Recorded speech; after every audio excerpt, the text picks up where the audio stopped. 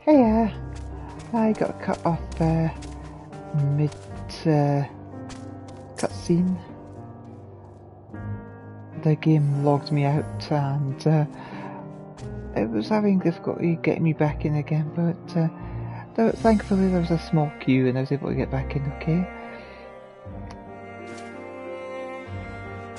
Had to restart the PS5. LSE and Alpha now tell me they've finished their preliminary search for survivors, but refrain from saying much more than that. Let them provide details. Might I ask for your account?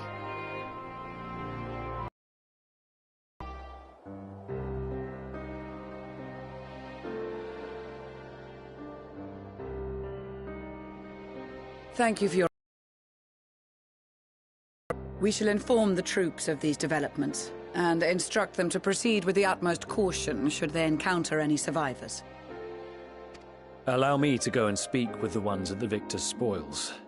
They may be more willing to listen to a fellow Garlean and accept our offer of assistance. I pray you are right. And though I am loath to burden you any further, should there be an appropriate occasion to speak of Licinia and her sister, please do so.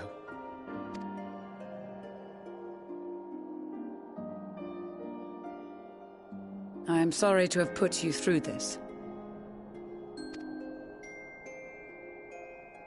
My distress is nothing compared to their suffering. So tell me, what else have we learned?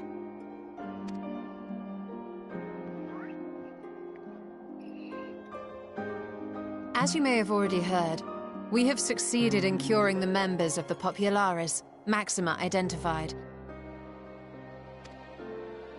They have provided us with some intriguing insights into the current state of Garlemald.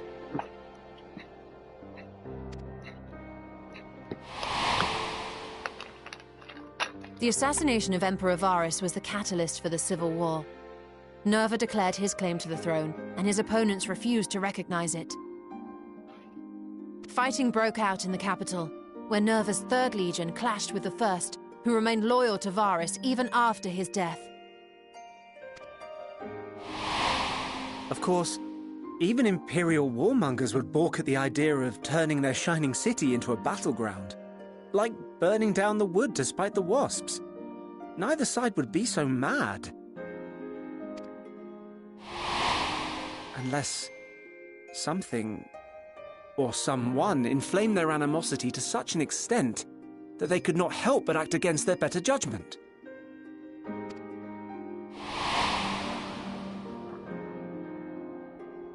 It brings to mind events at the Gimlet Dark, does it not? The Emperor's sudden withdrawal from the front lines, specifically. Nerva and his father, Titus, Varus's then political rival, took advantage of rumors that Crown Prince Zenos had been possessed by a demon.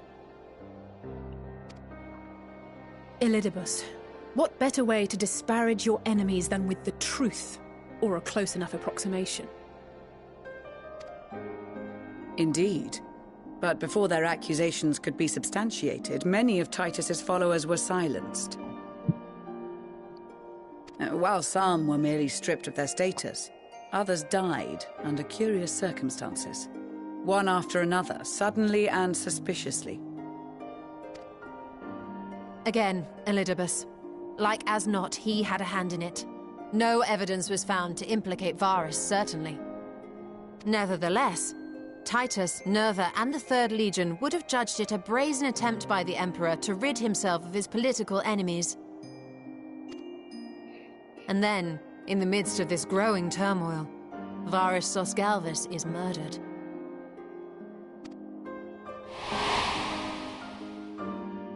And Garlemald's own prodigal son, Gaius van Belsar, is named the murderer. Shortly thereafter, Nerva claims the right of succession, and in response, the 1st Legion claims the assassination was part of a coup d'etat orchestrated by Titus and Nerva.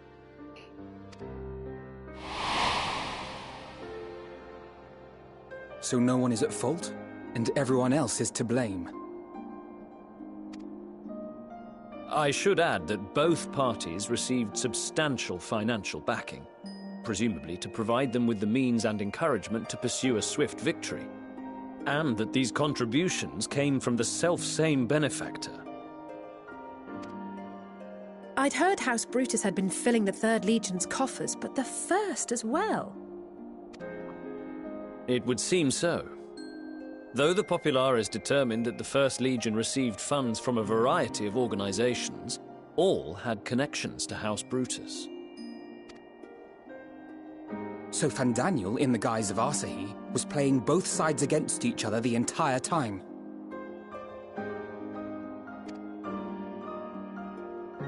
The information we gained from my friends does not end there. One night, shortly after fighting broke out, the capital was shaken by an immense tremor. From that point onward, they have no memories, no recollection of any events, including our clash on the Magna Glaciers. But when asked about the Imperial Palace and its bizarre transformation, they somehow recall Emperor Varus giving them orders in their dreams. May the Tower of Babel stand as testament to the glory of Garlemald. This sounds awfully familiar.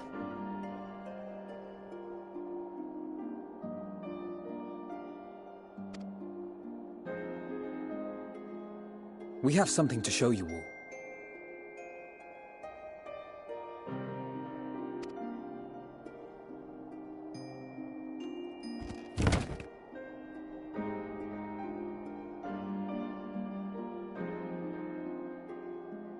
Varus spoke to them through this radio. Perhaps it was a recording, but if not, that would be inexplicable.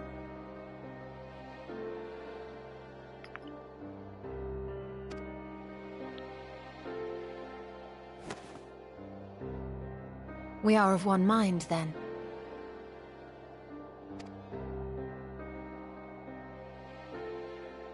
The ether that permeates the ore used in this device is almost identical to that of the talismans. I see it. While it is likely more by coincidence than design, these devices might also ward against a primal's influence. A picture is beginning to form. If the tremor felt throughout Garlemald was a wave of ether emitted by a primal, then while those within range would have been tempered, those huddled around a radio desperate for news concerning the Civil War would have been spared. No wonder Licinia kept it close.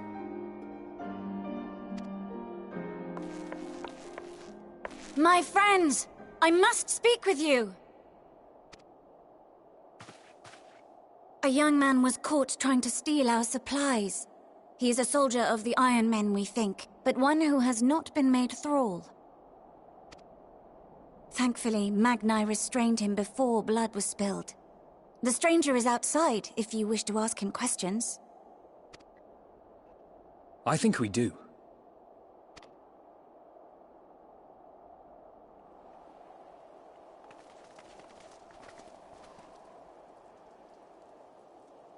Who do we have here?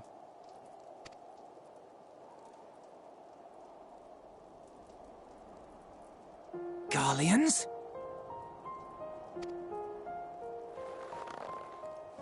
Traitors to your homeland! Have you no shame?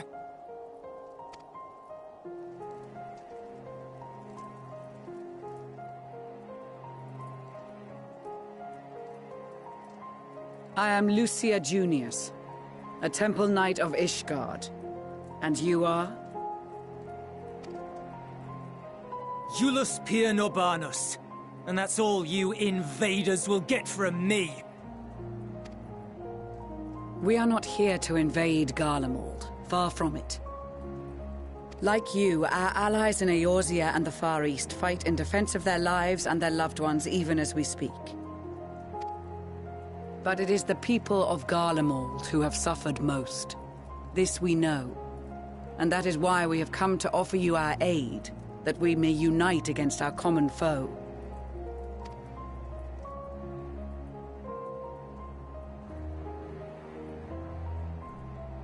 Whether you believe me or not, those are the facts.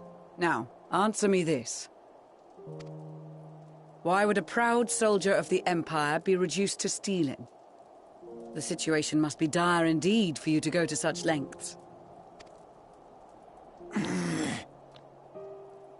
If it is supplies you seek, we would gladly share ours, or turn a blind eye while you leave with your spoils.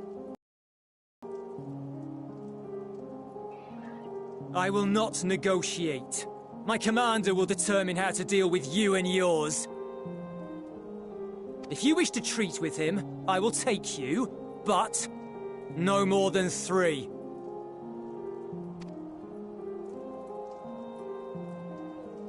I don't much like the sound of that.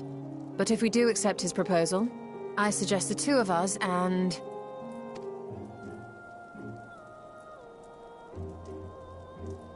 Please allow me and Alize to act as envoys.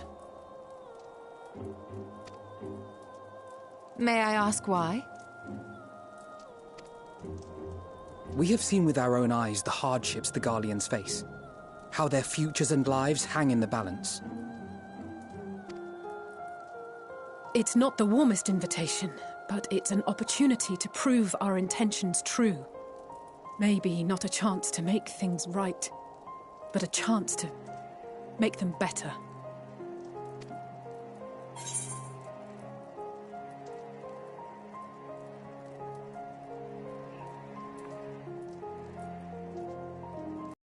Mother said I'll let you 2 go by yourselves.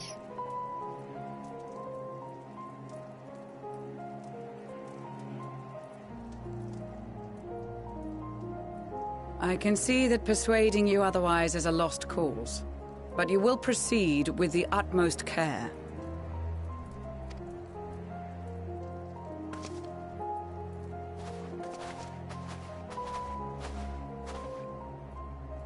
A couple of children and what? A sellsword? Is this an insult? Not in the least. You will find that they are more than qualified to speak on our behalf.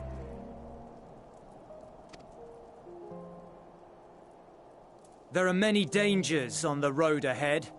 I will need that back.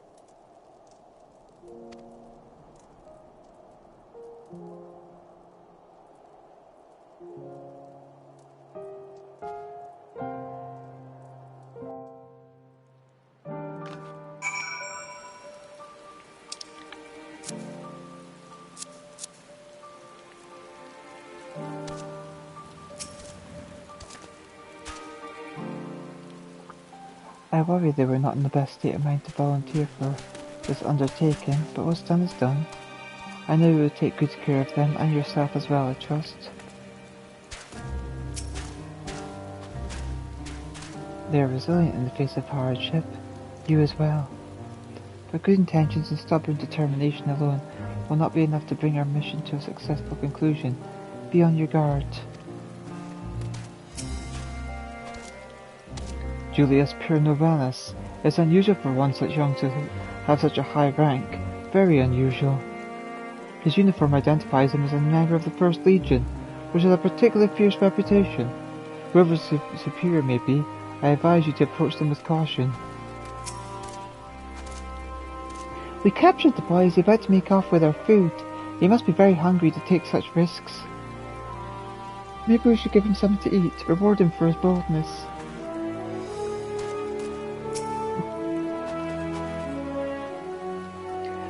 I know. This won't bring back Lucina or her sister. Taking the same risks, making the same mistakes is possible, but better to try than to give up every time. Perhaps it's unwise to volunteer for a mission so soon after the previous disaster. Nevertheless, I shall not squander this opportunity.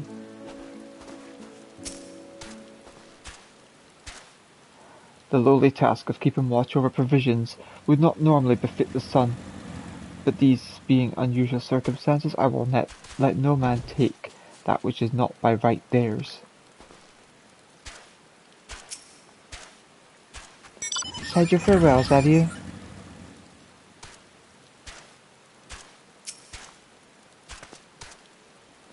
You will be received as invited guests, and so I urge you to observe proper social etiquette and conduct yourselves accordingly. Your safe return takes precedence above all else. Remember this. Thancred in particular will be worried sick if you're gone too long. May the Fury watch over and keep you. As I said before, Thancred can be quite the warrior, but rest assured he only has your best interests at heart.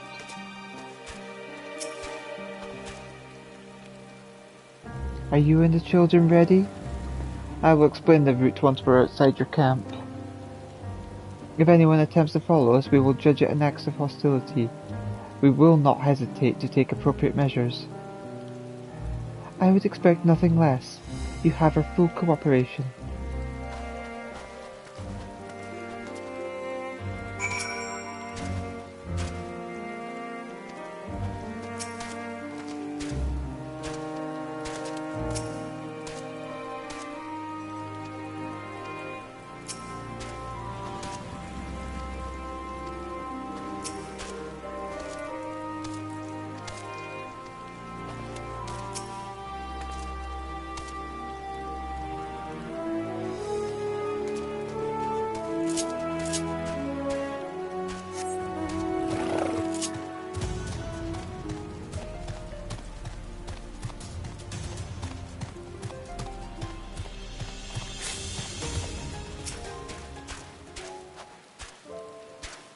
Where do you think their headquarters are? I assume there are a few others besides him and this commander he mentioned.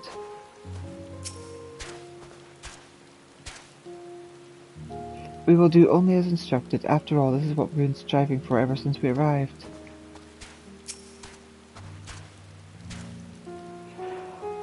Alright, this is far enough. Listen carefully. We head over that hill, then follow the road until we reach Liminal Station 4. Children in the lead, I want you where I can see you. We do have names, you know. I'm Alice, and he's Alphanod. And last but not least, there's Elita. Elita, where have I heard that before?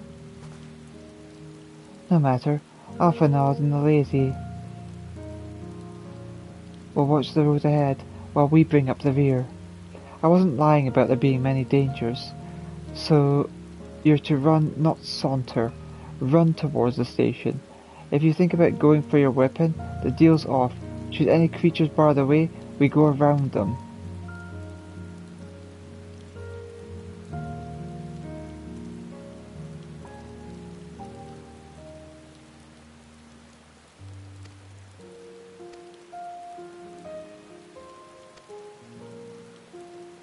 Ready to make a dash for the station?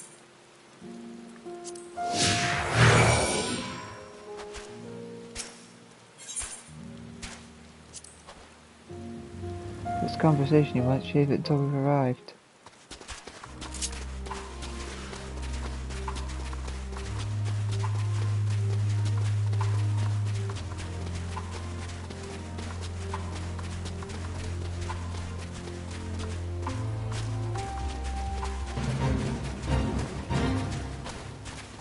This must be the road I mentioned. If we follow this, it should lead to the station. That's the easiest surface to run on.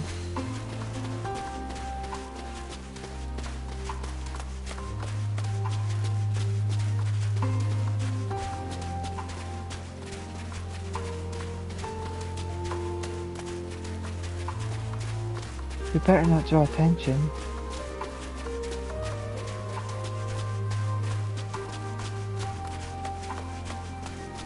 That's the station, I presume.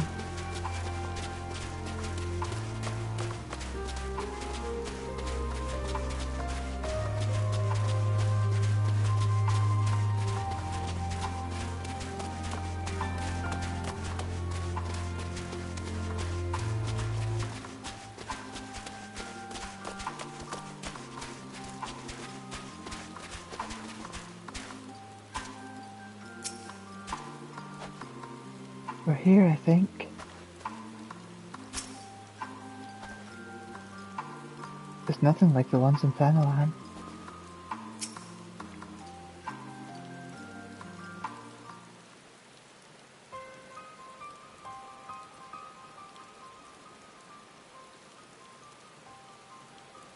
This is it. The first stop, that is.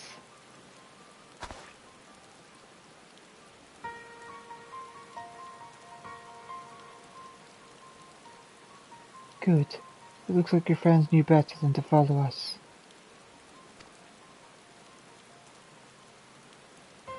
Are these your headquarters?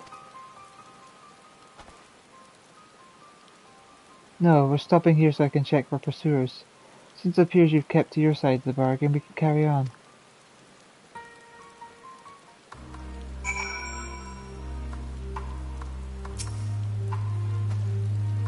I wonder what sort of conditions Julius and his comrades are living in. If they've any sense, they should have picked up somewhere like Victor's Spoils to take shelter. We're getting closer to the Imperial Palace.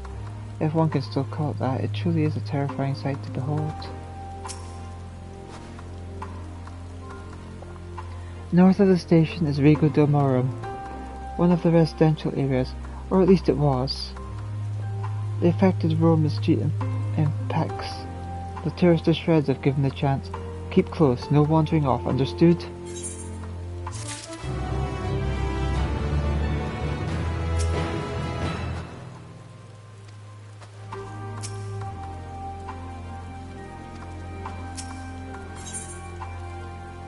Julius knows only too well that danger lurks around every corner. From here we'll be heading northeast, keeping to the left of the railway. While the route itself is straightforward, getting past the hordes unseen is anything but. Keep your weapons at the ready.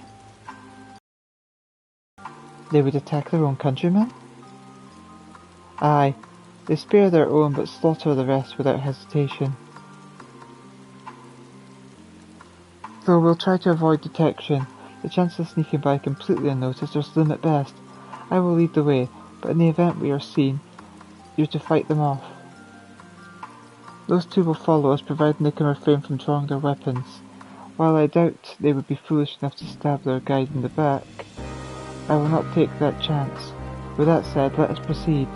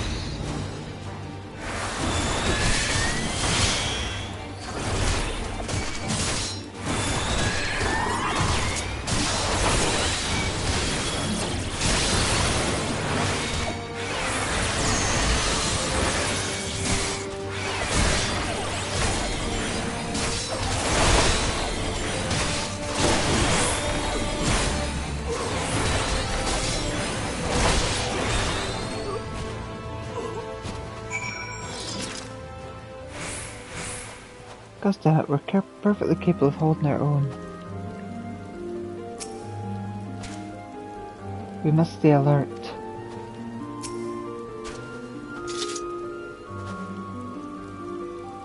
I see why your comrades chose you. Julius, our contingent has a cure for the afflicted, or tempered as we call them. Your people would need to be taken into custody so that we may administer the treatment, but they would eventually regain their sanity. Is that so? For all I know, your treatment would simply force them to forsake one master for another. As far as I and my legion are concerned, they are no longer our people. They are beyond saving. Those who thought differently and tried to reason with them were butchered for their bleeding hearts. Come, we have to keep moving.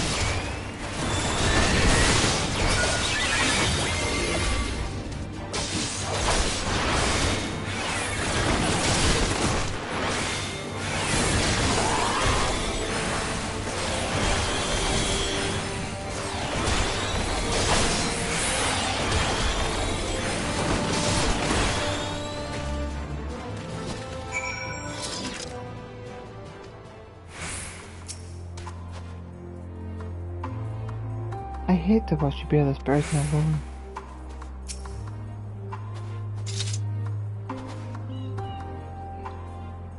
Looks like we're not being followed. We will continue onward.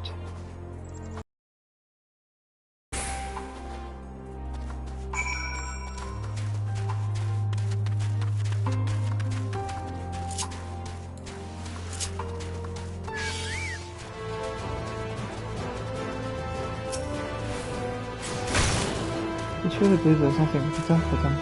I wonder he isn't afraid to get his hands dirty.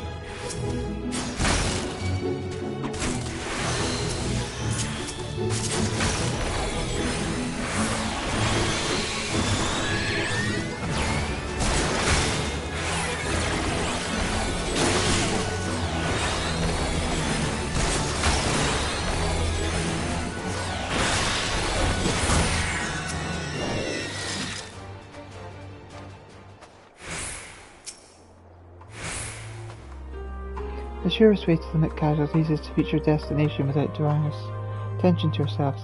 Perhaps afterwards we can try to convince Julius that the Templars can be saved.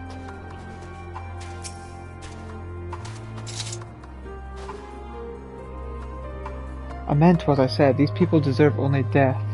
I stayed my hand before only out of a desire to remain undiscovered.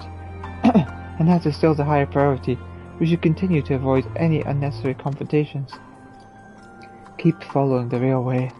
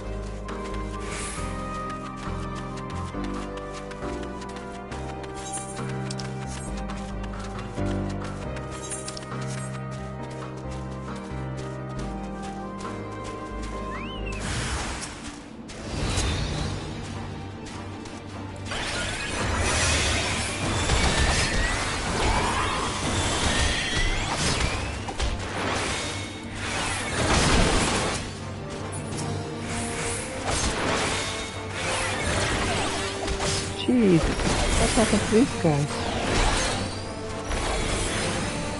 That's more than just tempered.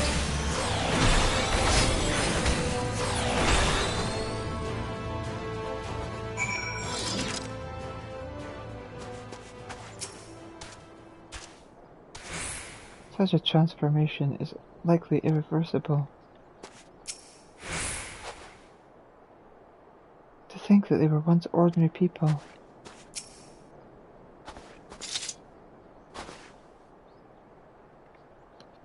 Look at what they have become. Could you still stand there and claim that they can be cured? Those exposed to a vast quantity of a primal zephyr may suffer severe corruption. Even with treatment, such victims are beyond salvation. Then you admit it. Now that you've seen these monstrosities for yourself, perhaps you'll think twice before speaking of a cure.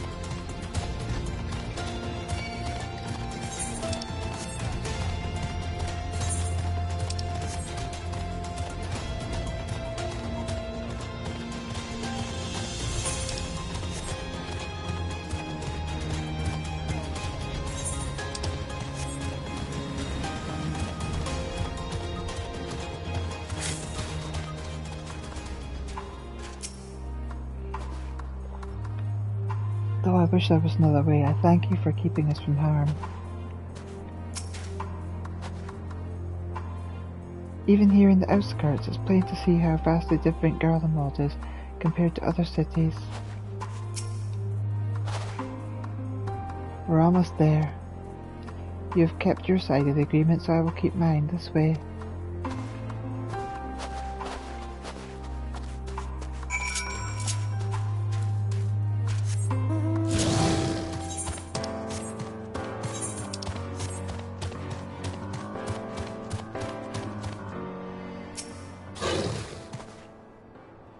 This is Tertium, one of Garlemald's largest stations. It now serves as our headquarters. I've already sent the twins ahead. I'll be with you soon, so wait for me at the bottom of the stairs. Go down the stairs like I told you. Or is this your first time into an underground station? They're all over Garlemald, even during severe blizzards. We could use them to travel from one end of the city to another, back when they were still in operation, that is.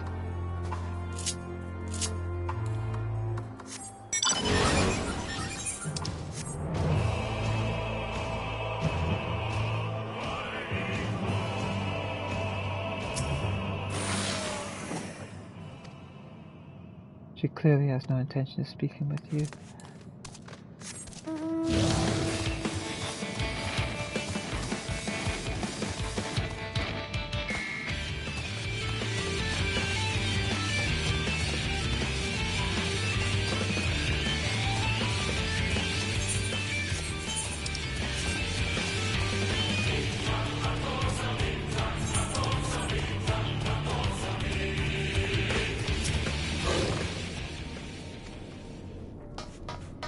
I'm just supposed to read the right.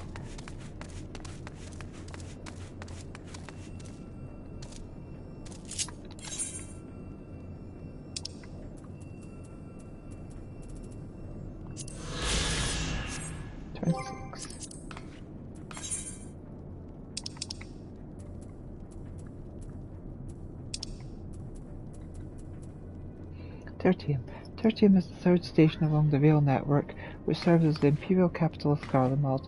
Equipped with a dispatch yard with generators and other facilities, it was taken over and fortified by the remnants of the First Legion during the city's fall into ruination.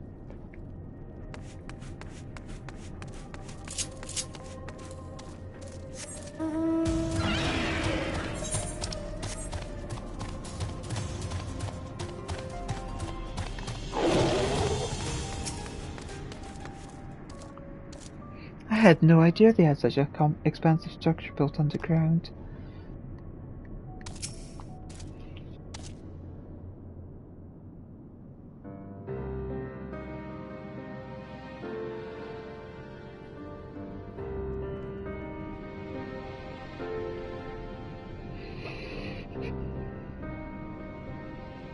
It's plain to see why they chose this as their base of operations.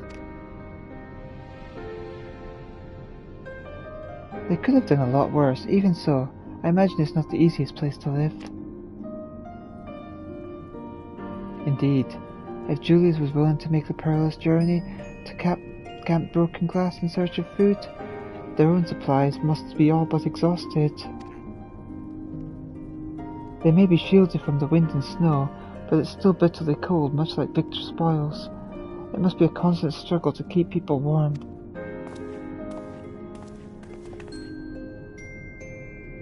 Lower your voices. While you may be here as my guests, the others will not take kindly to your presence.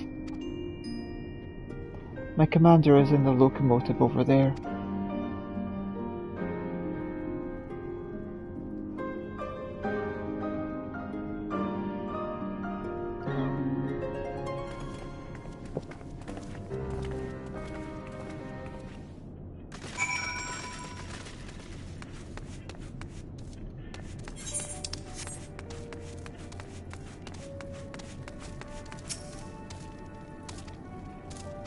No intention of speaking. No intention of speaking.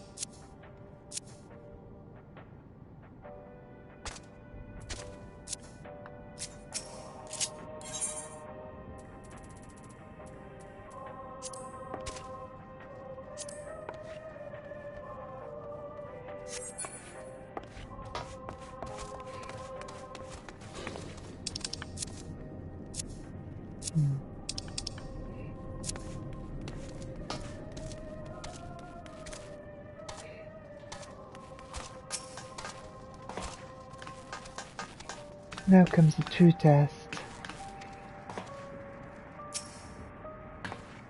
He certainly looks the part.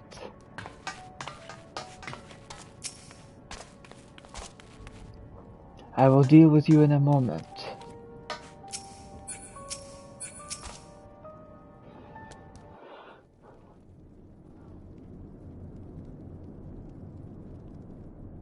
These are their chosen representatives.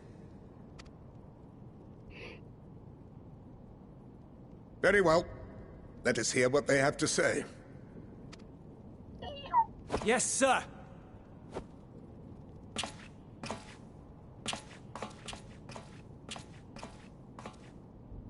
I present to you our commander, Lord Quintus Vankina, Legatus of the First Legion. The First? I had no idea you had survived.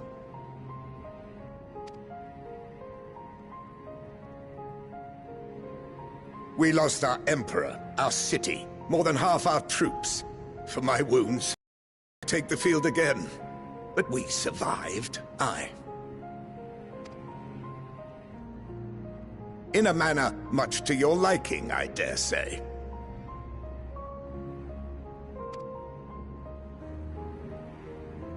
We have no intention of adding to your misfortunes, nor do we bear you any ill will. Spare me. Though you children may speak in earnest, overtures of peace ever ring hollow in my ears. So long as man stands to profit from his neighbor's suffering, war is inevitable. Driven from our ancestral homeland into this blasted waste. Yet still you yearned to rob us of our paltry scraps. It was only with Magitech that you learned to keep your distance. Though we knew it was only a matter of time before you regrouped and returned. Conquest and Empire were our only defenses. Emperors Solus and Varys understood this, and through their campaigns saw us grow and prosper. Much blood has been spilled in Garlemald's name, aye. But if it is a choice between yours and mine, then it is hardly a choice at all. I do not deny that a great many conflicts throughout history were driven by the desire or necessity to gain by another's loss. That is not why we are here. Nor have we come to petition your aid in the war with the Telophoroi, grave though that threat may be. Our purpose is simply this. We wish to help you. Let us help you. If there is aught that can be done to ease your plight, we would be glad to do it. Perhaps you would.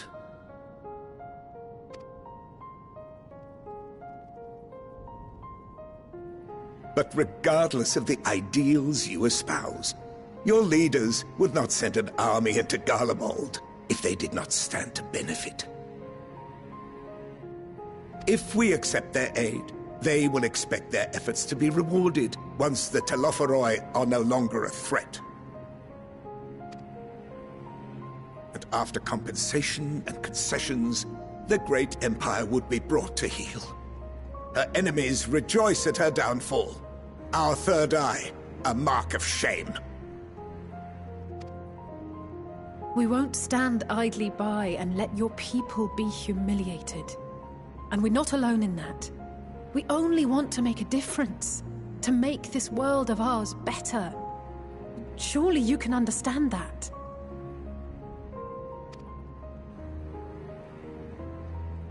What I'm trying to say is, there are so many people who just don't care about making you suffer. And maybe that's almost insulting after all the suffering you feel the world has subjected your people to, but believe it or not, that's the truth. And now we're here, and all we're asking is for you to tell us what you want, what you hope for. So much blood has been shed, so much lost. All because of this endless war. Who wouldn't want to end it? Can we not work together to face our problems as one?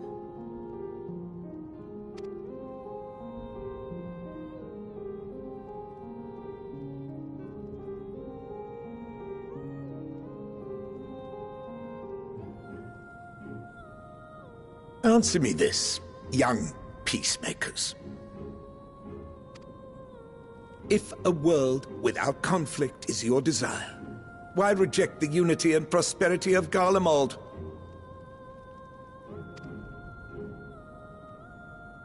Is it because we do not share your faith? That we do not share your heritage? That our ideals and virtues differ? That we cherish and hold in the highest that which you do not? Disparity is the root of discord, and peace built on compromise is flawed and fleeting. Happiness for one and all is a dream, and the reality is that to the victor go the spoils. That is why we Garleans will never submit nor surrender. For freedom and for pride, we will remain true to ourselves until the bitter end. That is my hope.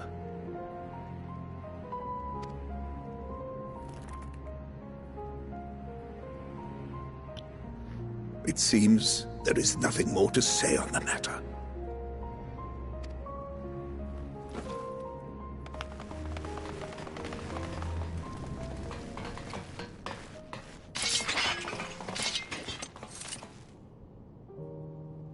You will remain here while I decide what is to be done with you. Do not be alarmed. No harm will come to you, if you cooperate. You do realize I could end them all within a blink of my eye. If I so chose.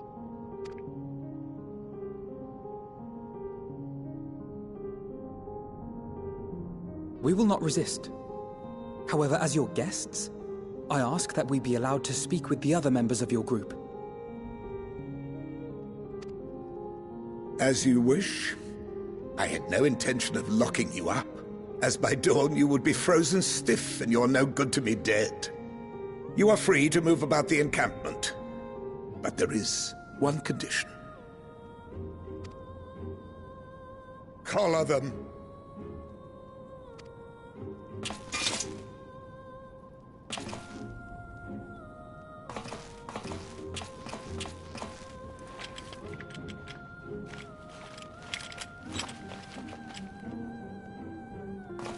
What are these?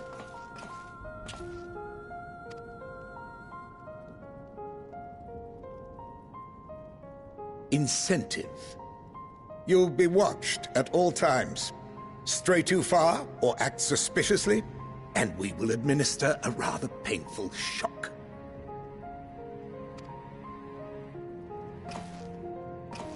Stop! Keep away from that one.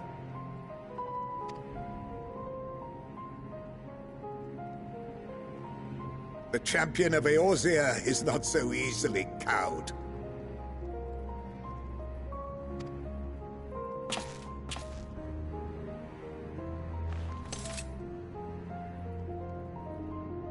You know who I am now.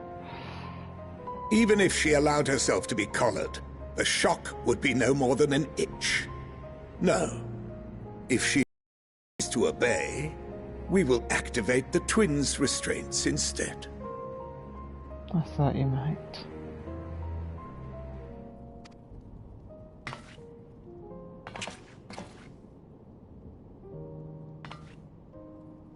You needn't worry about us. We'll forget we're even wearing them soon enough.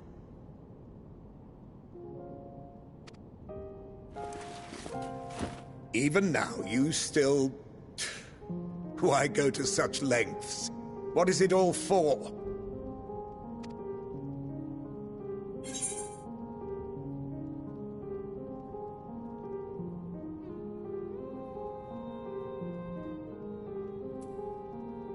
On the coldest, blackest of nights, meager though it may be, we must share the warmth of our fire.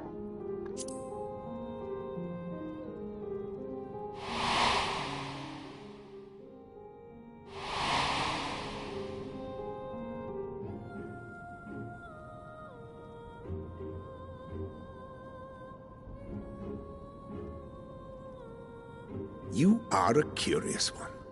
A far cry from the merciless barbarian others paint you to be. Didn't ask everyone to come to me and get destroyed.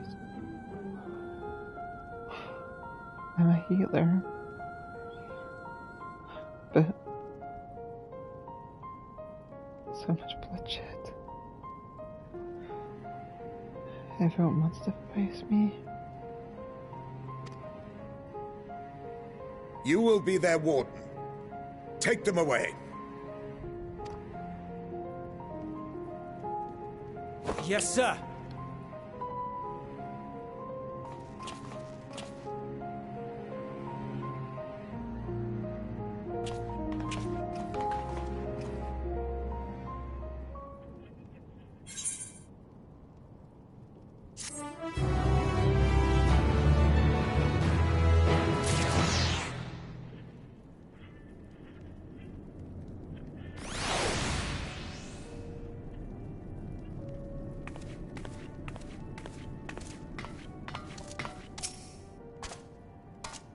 I have made my position quite clear. Do not test my patience.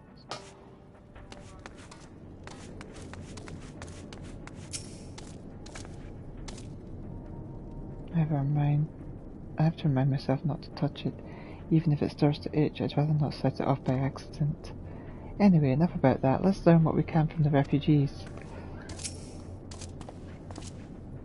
It will take more than a trifle such as this to deter us. Compared to what Garlemald's people have suffered in recent days, these callers are a minor inconvenience. Julius has his orders, unpleasant though they may be. As per Lord Quintus's instructions, I am to supervise you during your time here in Tertium. Before you ask, no, I do not have a key or any other means to remove your collars, nor would I tell you if I did. And if you try anything, you'll soon wish you hadn't. So, do you truly intend to speak with the others, or was that merely a ruse? We're in no hurry to disobey Lord Quintus, if that's what you mean, or perhaps you doubt the wisdom of his decision.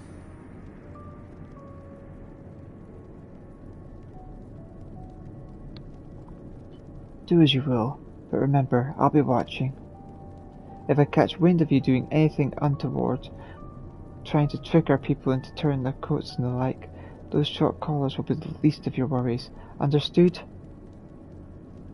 Although we're somewhat comprised, to put it lightly, let's not waste this opportunity. I suggest splitting up and learning what we can of their situation, and above all else, don't use magics of any sort.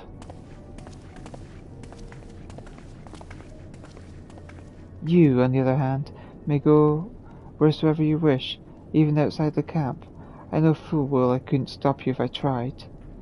But do not forget, if you do anything to endanger us, our interests, Alphanod and the Lazy will pay the price. You heard what I said, don't make me repeat myself.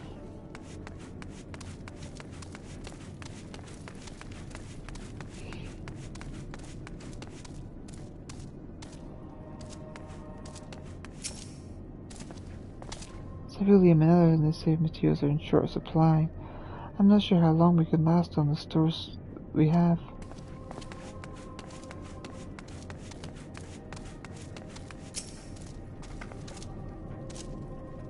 It's you, Elita Draconia. I served under Lord Gaius in the 14th Legion. I was there on the night the Praetorium fell. You and your adventurers, you killed them. My comrades, my friends, swept them aside in their dozens as though they were nothing to you. And maybe I am too, just another faceless enemy to be cut down. But it won't be long until our countrymen return, and you get what you deserve. Mark my words.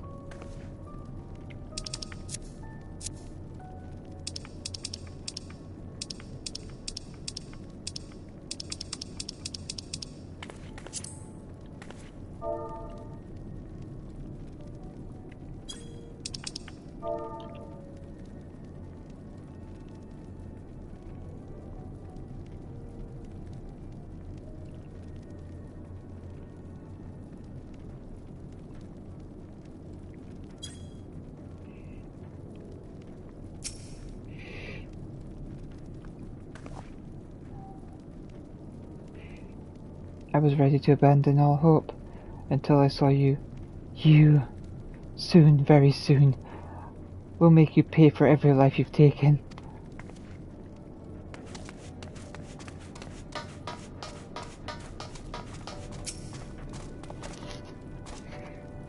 You came with Julius, didn't you?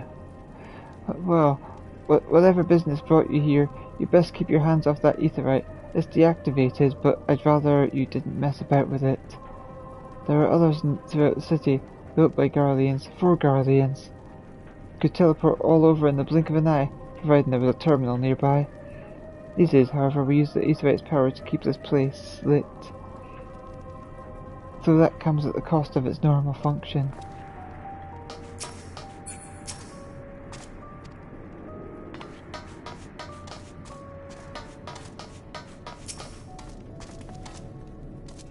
My expertise in maintaining Magitech weaponry isn't exactly applicable to the machina you find here, but I'll see if I can get this aetherite working again. Anything to keep busy.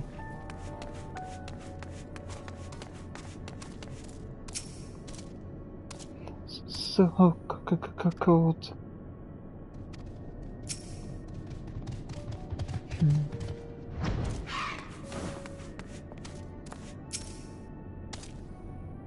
We've not the resources nor inclination to assist the likes of you.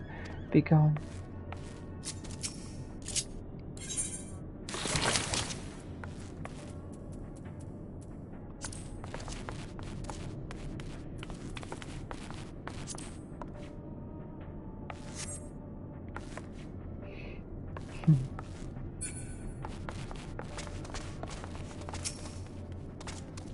The material stored here is the property of the First Legion. If you think we'd share it with the likes of you, you're very much mistaken. I know who you are, the so-called champion of Eorzea. Come to gloat, have you? I'll wipe that smirk off your face. By the blood of our fallen compatriots, I swear I'll... Damn. Tore the sutras. Of all the times, the worst of the lot was the striking distance, and I can't even muster the strength. If it weren't for the third bleeding us, we'd be the end of you. Berger's treachery nearly cost Lord Quintus's life, but we made our escape, took shelter in a mansion, tended to the wounded as we prepared to strike back, and then... Night fell, and we gathered round the radio. Then the roar, the terrible roar. The capital was in chaos, but we were spared.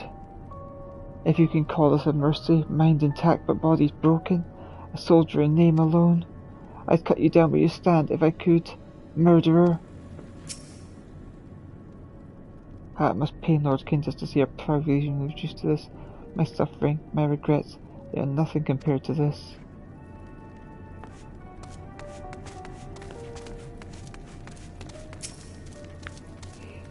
Get out of my ear, will you? I'm exhausted, and the last thing I need is you and your drivel. I know who you are, Elita Draconia. Champion of Eorzea, yes? Our orders are to give you the run of our encampment, but I have my eye on you. So what business do you have with me? I am Decimus, Centurion of the First Legion. It is my sworn duty to defend Garlemald from barbarians such as you, and your very presence here is an affront to my honour. This is Tertium, third among the stations that encircle the city. The decommissioned carriages here now serve as the First Legion's temporary base of operations. It has also become a safe haven for those fleeing the turmoil that has befallen the capital. What scant supplies we have are distributed among civilian and soldier alike, and we strive to maintain some semblance of order in these dark times. Our true objective, however, is not merely to survive, but to reclaim our home. We have no time to deal with your band of savages, and if you dare to interfere with our affairs, we will not hesitate to cut you down. Oh, you scared away Cherida.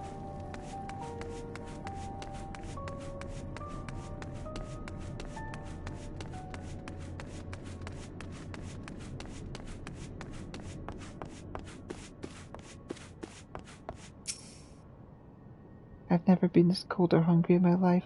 While Garlemald was built in a frozen waste, the city itself was always a warm, inviting place.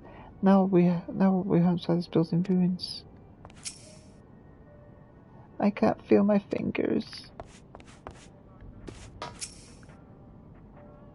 No matter what may betide, I have my daughter, and that alone shall keep me from succumbing to the darkest of nights.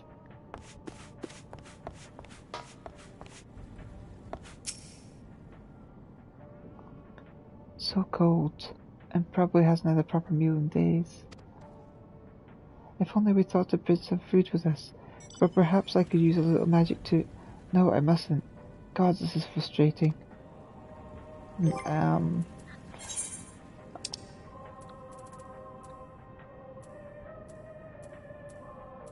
I have some food that I could share.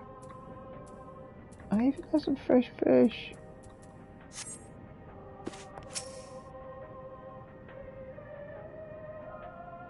How much longer are we going to be stuck down here? This is no way to live.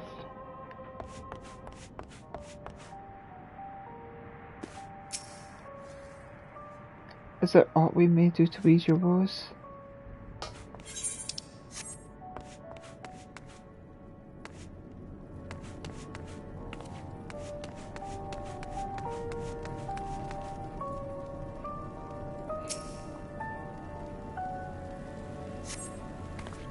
The radio is the same model as the one used at Victor's spoils. Perhaps it is what saved the soldiers here from being tempered.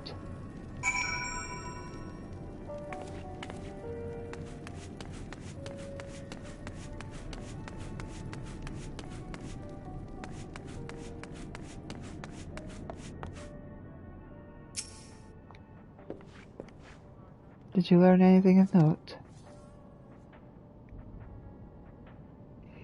Then your findings are consistent with my own. Their plight is desperate indeed. The sick and injured are at greatest risk. Without warmth and proper nutrition, I fear they will soon perish. I realize there is precious little we can do for them at present, but I cannot bear to see them suffer. Please, will you help me tend to them? There are several people in the next carriage I have yet to speak with. Could you start there?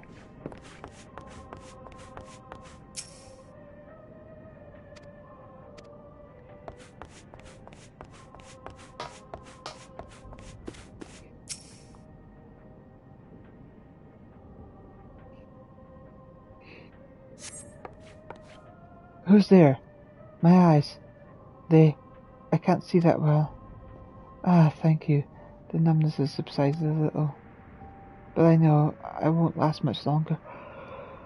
You should look to others who can still fight. Give them my ration.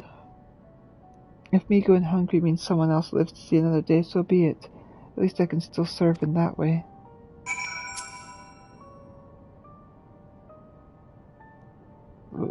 Would you stay with me a little longer? Hold my hand. Yours are so much warmer. My cold metal hands.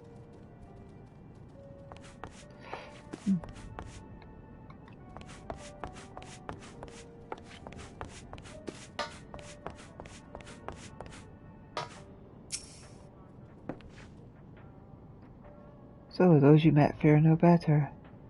I was afraid you would say that.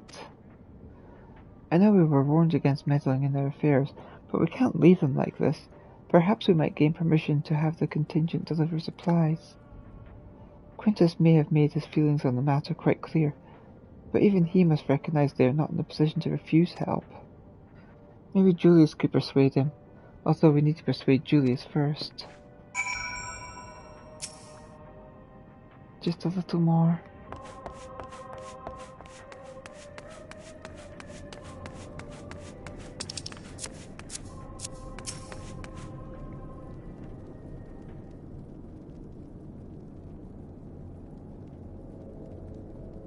Well, seen enough?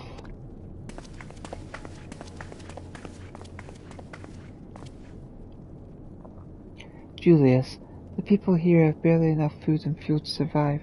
Have you and your other soldiers been able to procure any more supplies? We've been scavenging provisions from the nearby houses, as most families kept, some stored away in the event that they were snowed in. Still, going out and getting it is dangerous work, and we've a lot of mouths to feed. Fuel is the greater concern though. We had some ceruleum set aside until it was stolen. We haven't identified the culprit. Could have been other refugees, or one of the afflicted for all we know. Either way, we're down to the last dregs. Without the heating they need, those in poor health are only going to get worse instead of better.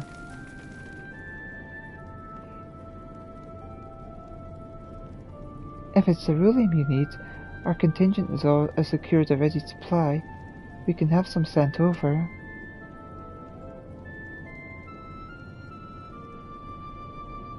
We will not accept your charity. If we can hold on a little longer, the situation is sure to change.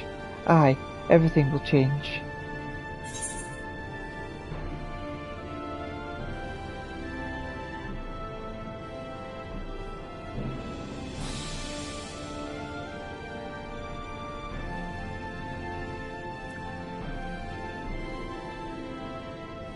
Those mysterious countrymen of yours, I assume?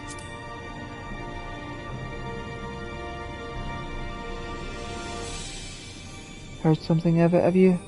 Well, from what I've seen, there's little you could do to interfere, so there's no harm in telling you. One of our scouts spotted a hooded man issuing instructions to the afflicted, or in the bastard words, loyal servants of the Tefaloi. Then he made his way inside the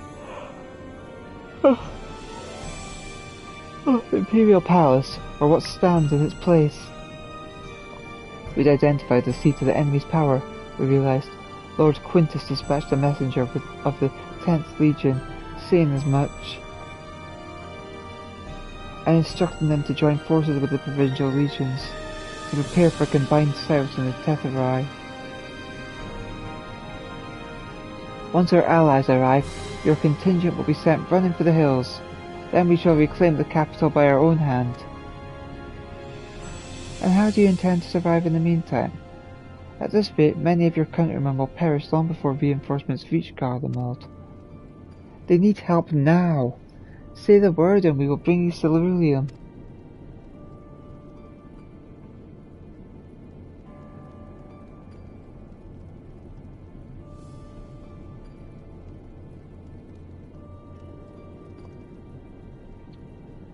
I will speak with Lord Quintus.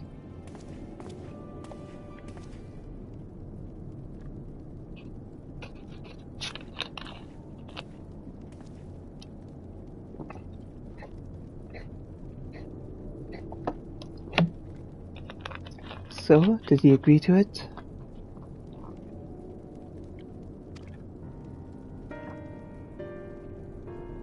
No. He will not place Garlemald in the debt of her enemies. I have, however, been ordered to search for Ceruleum outside. As you are under my watch, you will come with me.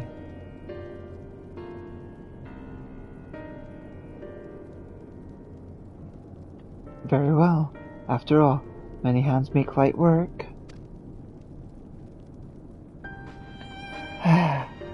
You lot are more trouble than you're worth. Once we are outside, we will follow my instructions to the letter. We depart shortly.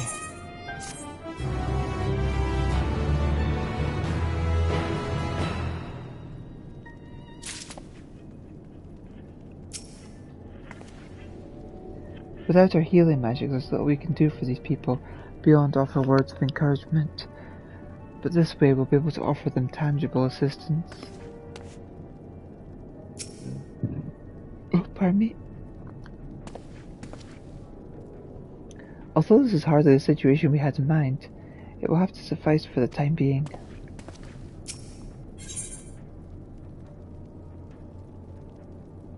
Julius finds himself in a somewhat bizarre position of leading ambassadors of an enemy contingent on a salvage mission. We will begin our search for Ceruleum in Regio Urbanissima.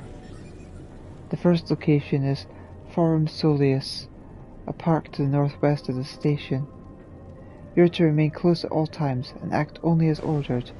Follow me.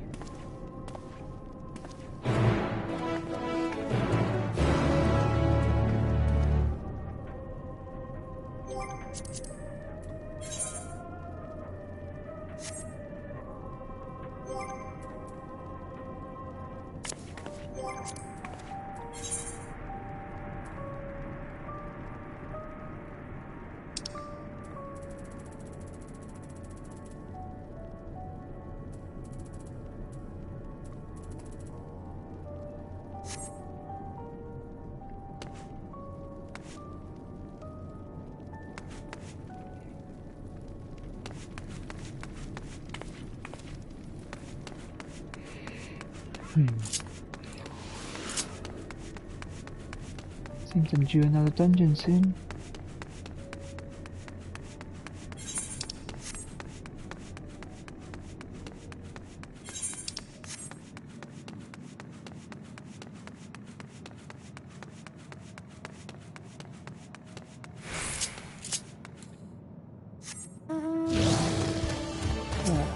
Do you see anything there? There's only so much I can do until we're able to procure more medicine. We cannot safely move the injured, and what little provisions we do have are spent keeping both us and the survivors warm.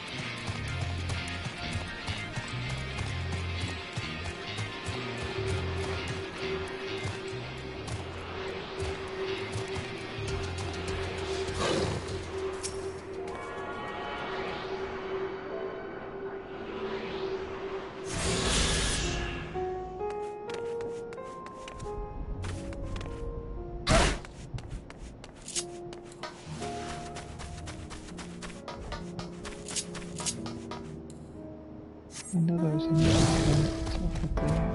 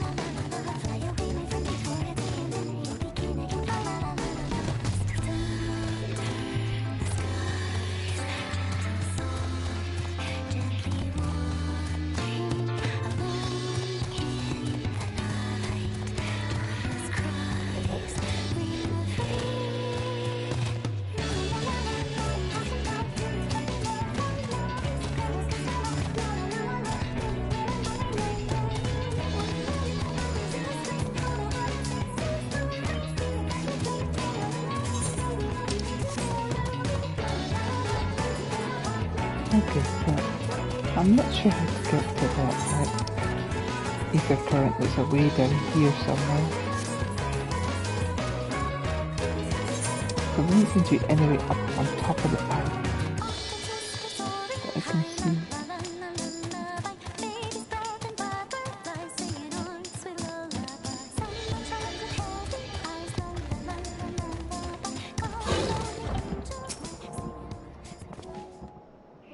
This is the place. To think this macabre graveyard of a war machina was once a park.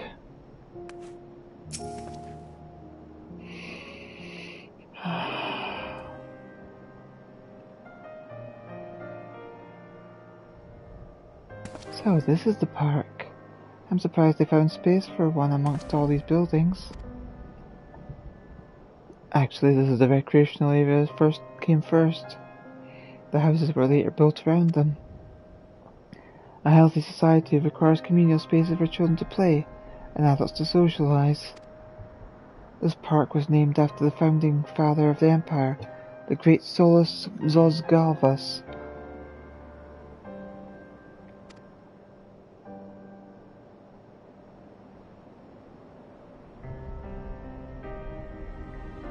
Did we come to extract ceruleum from the wrecked Magitech armour?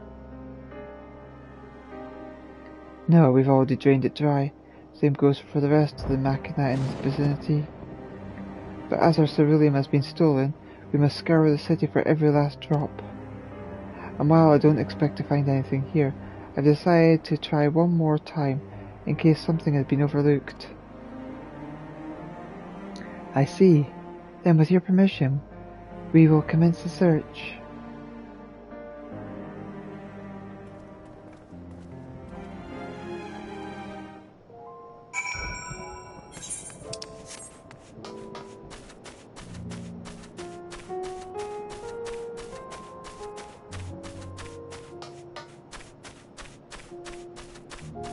What are you hiding over there for half an hour? I don't imagine there would be much need for Magitech in a park of all places, but then again I wasn't raised in Garlemald. They may have use for ceruleum that I've yet to consider.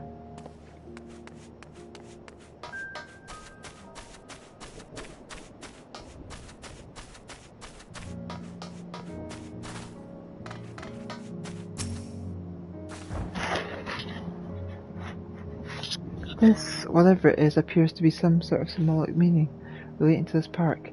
Even though the place is named after Solus, it doesn't seem to be a statue of him. Well, at least not anymore.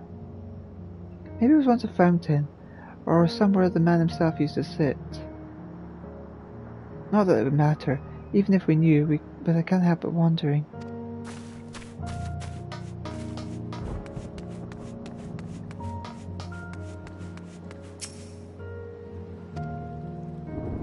Julius ignores her as he stares at the water in silence, searching for something he knows is long gone and will never return.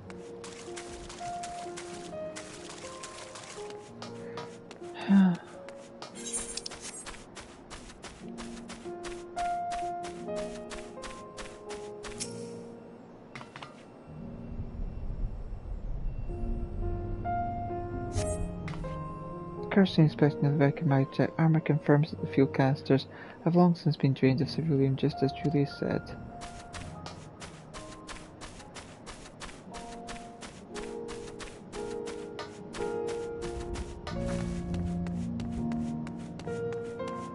I doubt I'm going to find ceruleum here.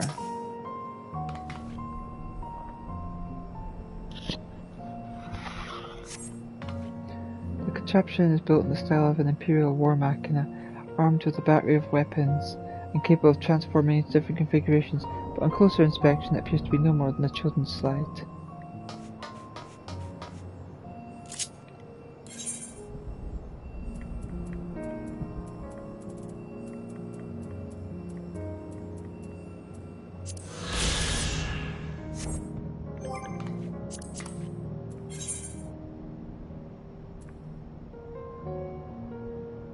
Forum Solis.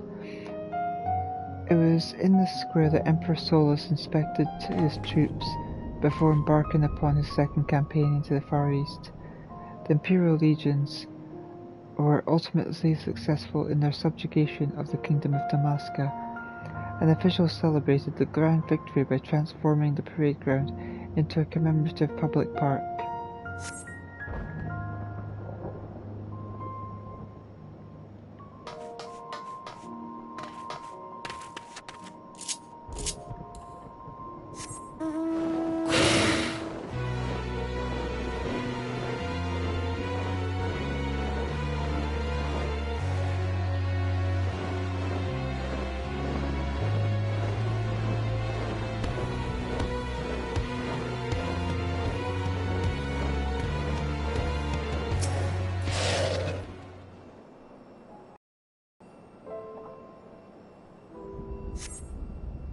Several points of interest are marked on the map of Forum Solus. The pond, children play areas. To your knowledge, however, none would require the use of ceruleum.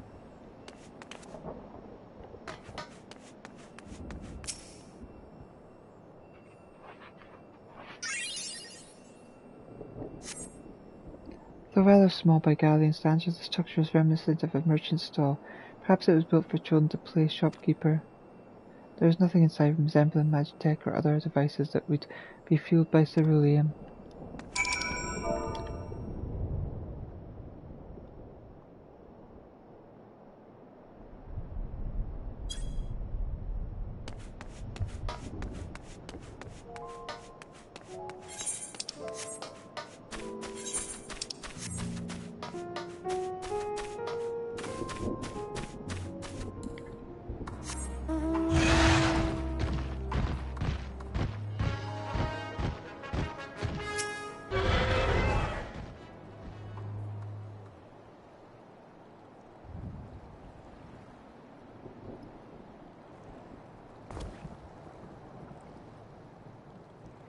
Oh, it's you. Any luck?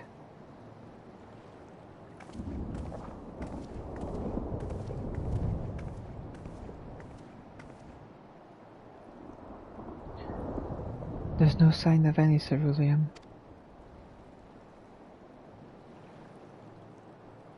Hardly surprising, but disappointing nonetheless. I couldn't help noticing you gazing at the pond. Is something the matter? What? Yes. No. It's just I used to bring my brother and sister here to play. The pond was heated to stop it from freezing over, so like all the other children, they just had to wade in and splash about. We'd have stayed there if I didn't drag them out. We'd be sopping wet when it was all said and done, every time. And every time when we get home, Mother would scold us, saying we'd catch her death walking around like that. If it's heated water, then isn't there a power source for that?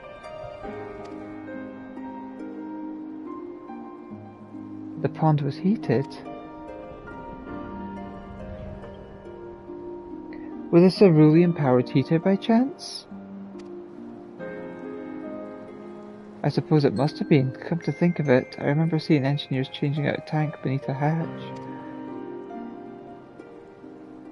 But that was a long time ago, when the water still flowed clear, and wasn't this brackish muck.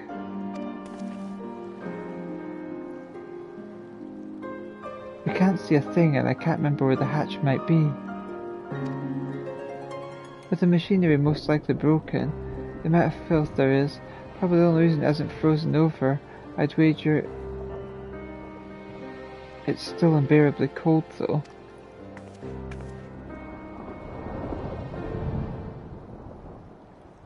Julius, what are your thoughts on magic? The average Garlean would jump up out of their skin if they saw it, but the first has a few foreign signiferi and medici, so it doesn't scare me. Then I take it you won't mind if I employ a little now. Alphino, as you have a knack for finding dry wood, why don't you bring me some? Once that's done, a blast of Verfire should do the trick. Leave it to me.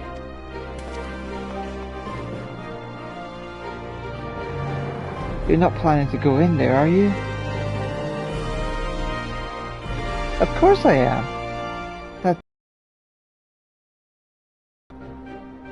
There's nothing so involved as extracting unprocessed cerulean from a frozen lake, like how the tappers do it. We're talking about a shallow pond in a park, and we have a way of warming ourselves up after. But that's insane! So, fancy a dip?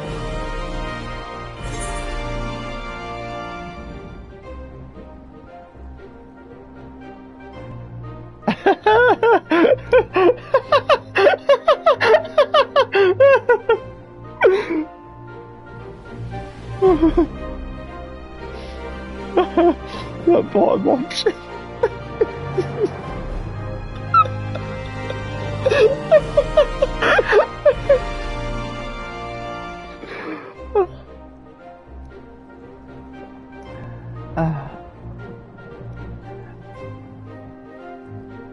A little friendly competition might make things interesting.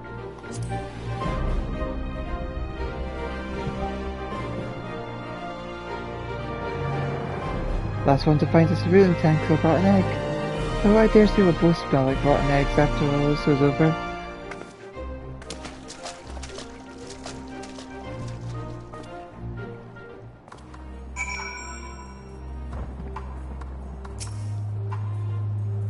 I can't believe what I'm seeing.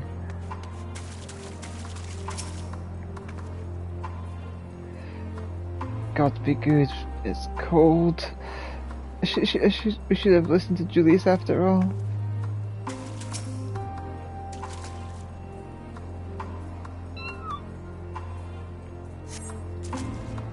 You delve into the murky water but come up empty-handed.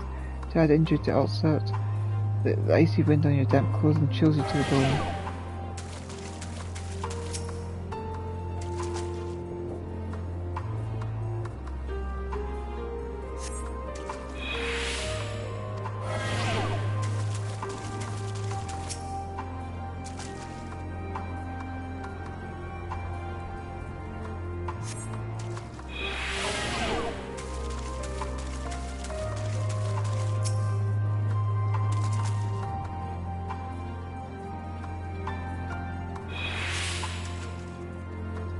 Beneath the water, your fingers catch on what you think might be a handle.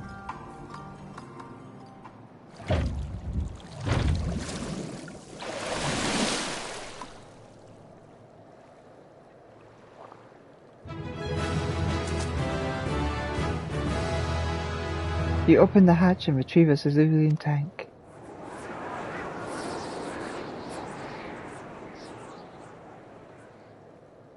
However, your grand discovery comes at great personal cost, as you become acutely aware of the freezing cold and a rancid odour emanating from every atom of your body. Julius will doubtless feel compelled to pinch his nose shut when you deliver him your prize.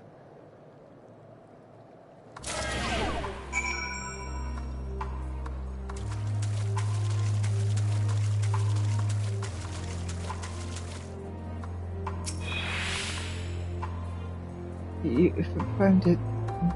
There must be another one around here somewhere.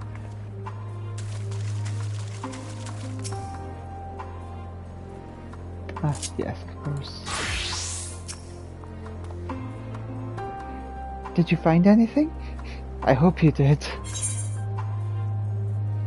Uncovering hidden treasure is an adventurer's bread and butter, though one is not normally required to go elbow deep in ice-cold stagnant pond water to retrieve it. Nevertheless, many would choose that over mowing down hordes of slavering beasts or solving annoying puzzles.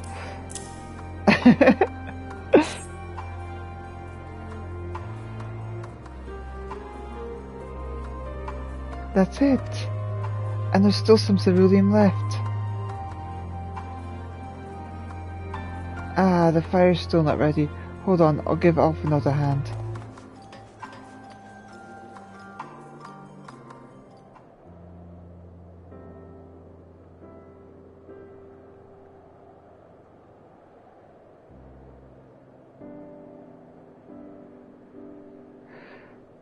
Call me an Odan, because by fire I am reborn, and my clothes are mostly dry now too.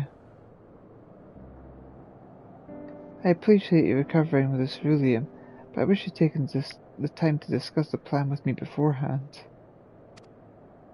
Despite the way you've been treated, in Lord Quintus's eyes, your still envoys is deserving of protection.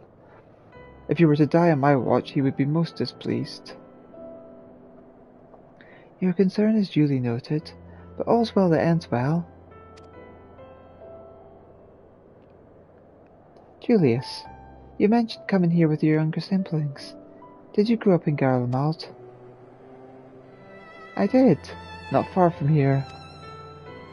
My father was an accomplished researcher in his youth, and for his contributions to the Empire, wards and state, we lived well, better than many. What was Garlemald like in those days?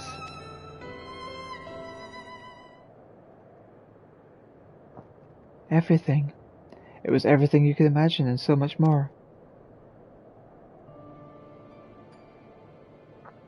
Even during the coldest winters, we always found warmth and comfort at home. Coming in from the snow, taking off your coat and sitting down for a hot meal with the family, visiting friends and relatives, receiving that same welcome, knowing they had everything they needed, walking down the street, seeing the lights in the houses, hearing the faint sounds of laughter and song, of happiness. And although the summers came and went all too quickly, in that brief respite, the ice would melt, and the forgotten grass make its triumphant return. Grey clouds gave way to blue skies. Some mornings we'd climb to the top of the tallest building we could find towards the sunrise. Never again. Those rooftops are rubble, those friends are dead, and those memories. But if I could reclaim even a fraction of what we once had. Soon, our chance will come. We just need to hold on a little longer.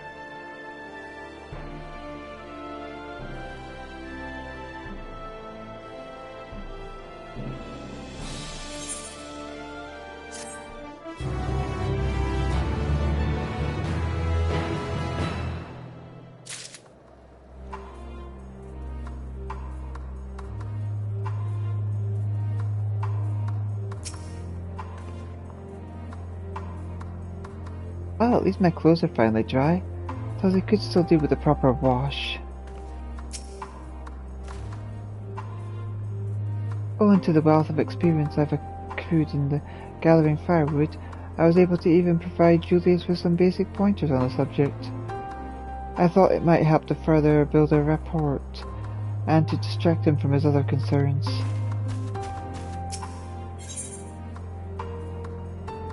Now that the fire is burnt out, Julius is ready to move on. Alright, now that you've recovered from your escapades in the pond, there's another location I'd like to search just outside the park.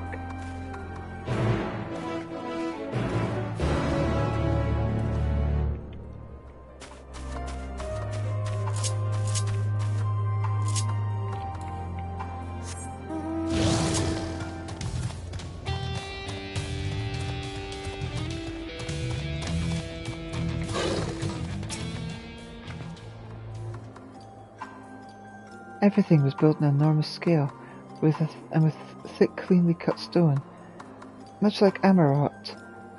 Given what we know now, such similarities are no coincidence.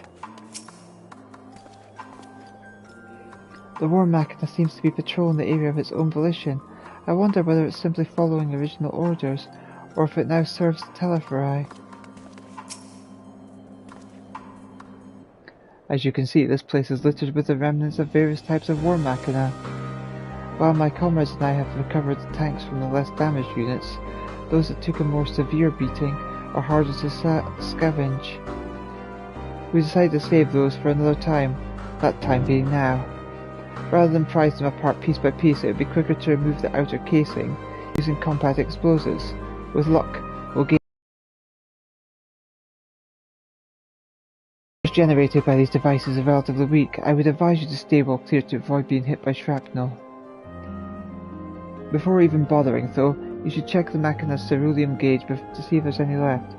It should provide an accurate reading even when the unit itself is inactive. If the gauge is broken, I'll let you decide whether to use it as explosive or not. Should you need more, come to me.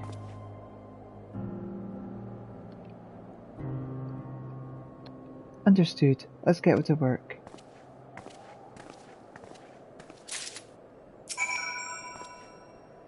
You still have the explosive I gave you, yes? Remember to check each ceruleum gauge before attempting to remove the outer casing. If the gauge has been damaged and can't determine if anything else, use your best judgment.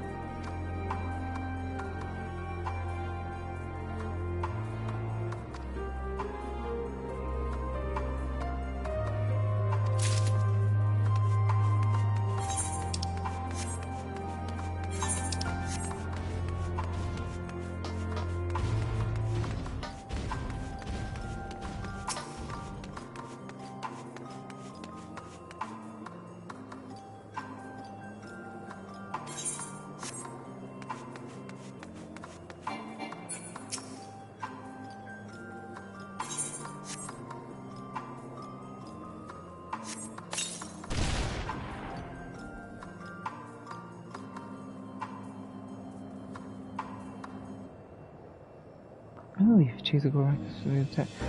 This half full or half empty. Either way, Julius will surely be pleased by your discovery.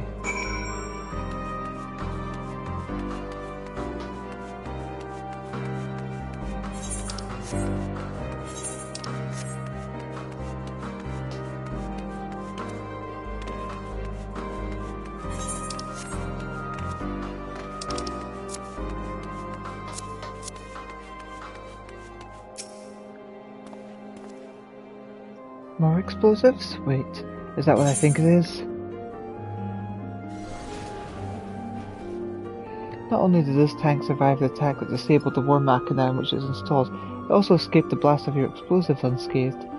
If medals for outstanding service were awarded to inanimate objects, this champion among civilian tanks would truly deserve one.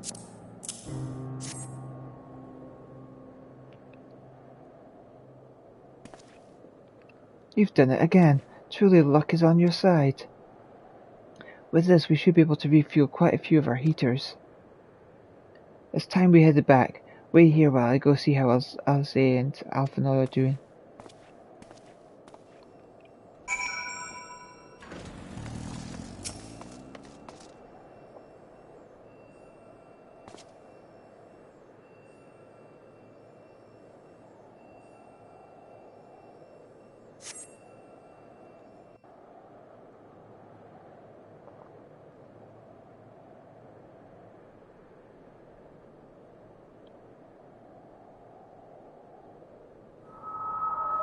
Finally escaped the watchful gaze of your keepers, have we?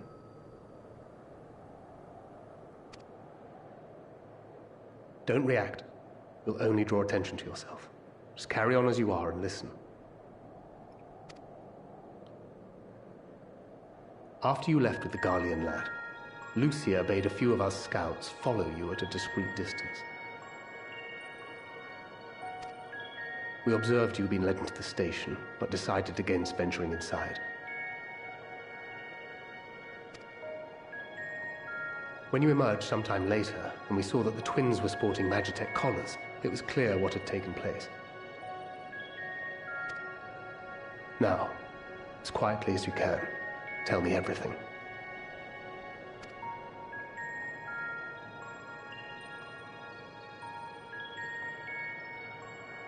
The Legatus himself, eh? Now there's a surprise.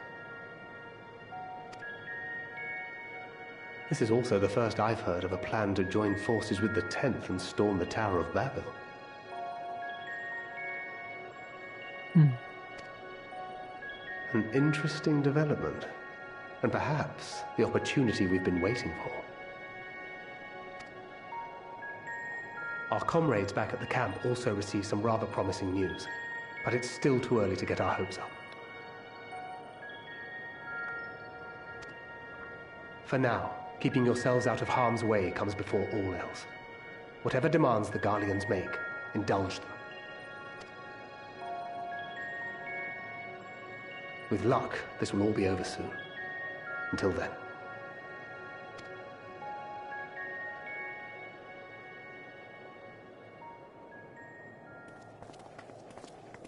They had not gone far. We searched high and low, but no luck, I'm afraid. I might have guessed you'd be the only one to find anything. Seems to be a common trend. I wasn't expecting much to begin with. Eventually, there will be nothing left out here for us to safely salvage. For now, this will have to suffice. We should return to the station. Snow.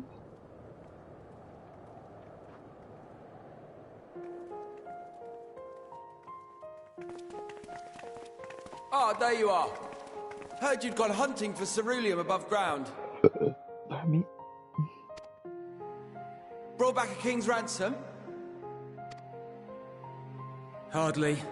But thanks to these three, we have enough to last a little while longer. Well, well. It's not at all as I was expecting, these ones. For savages, they seem positively docile.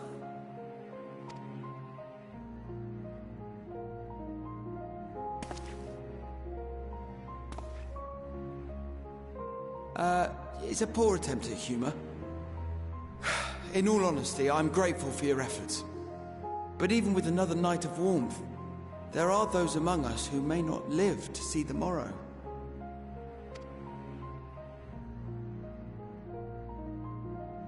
I trust your expedition was fruitful.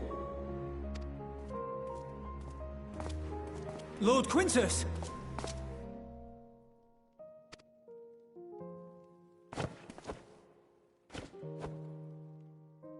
Use what you procured to refuel the armor.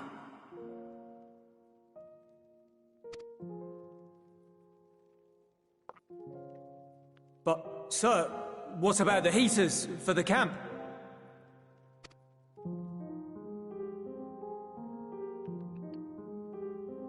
The time for action is upon us.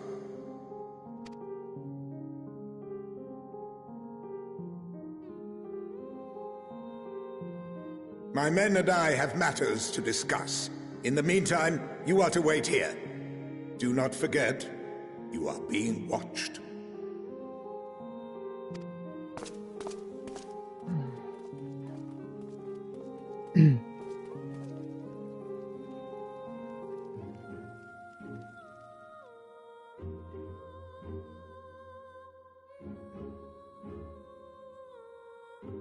The time for action. What did he mean by that?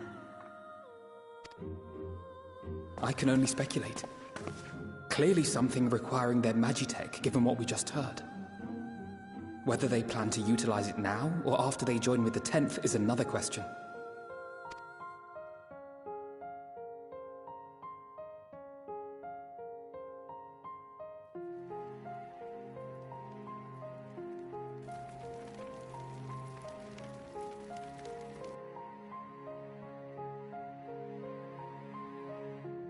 Will they ever escape this cult? Return to and reclaim the idyllic spaces of which Eula spoke?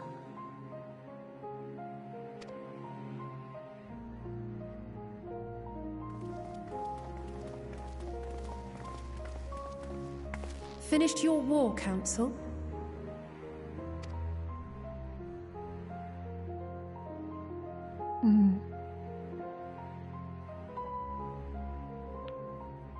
Alphino and Alizé are to stay here, as our prisoners. They will be released once your comrades have relinquished their supplies and withdrawn from Garlean soil. Until our terms are met, they will be detained at a separate location.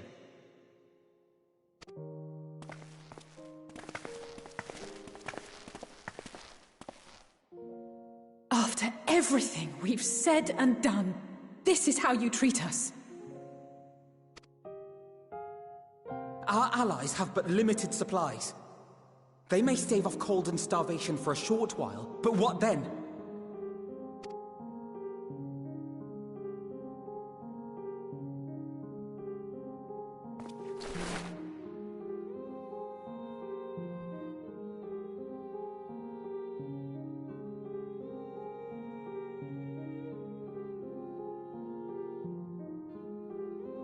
For now, keeping yourselves out of harm's way comes before all else. Whatever demands the Garleans make, indulge them.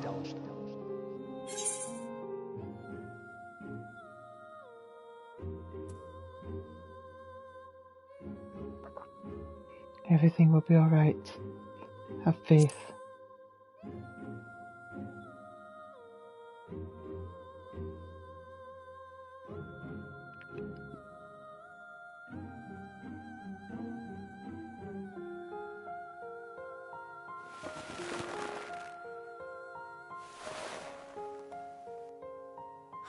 Get them out of here.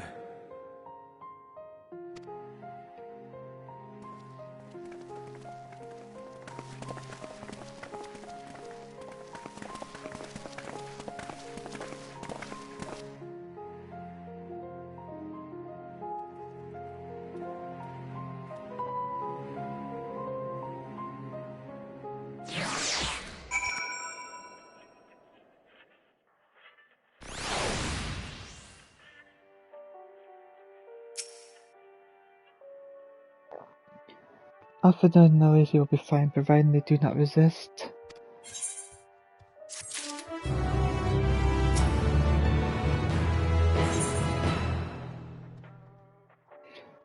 Once again, Julius has been trusted with an unenviable task.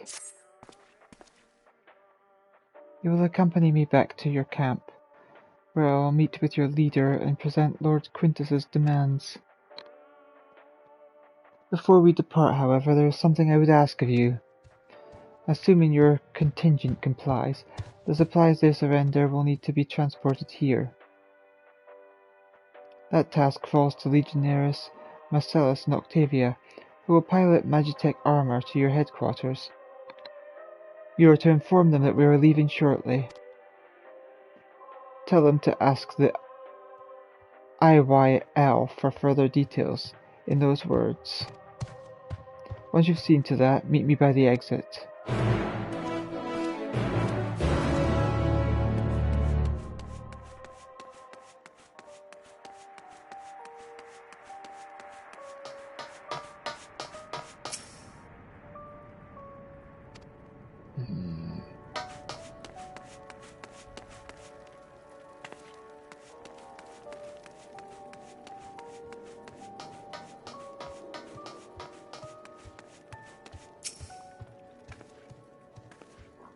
What do you want with me? Ask the IYL. So Lord Quintus has finally reached a decision. I knew he would understand, that he would recognize the savage as a ruthless, merciless creature, and to defeat him we too must be uncompromising. I am ready. In the name of Emperor Varus, for the glory of Garlemald, I will fulfill my duty!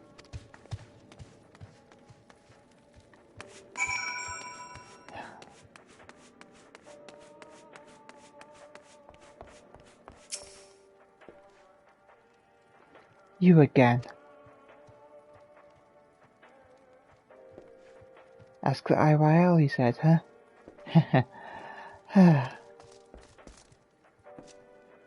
So, that's the way to be the way of it after all this.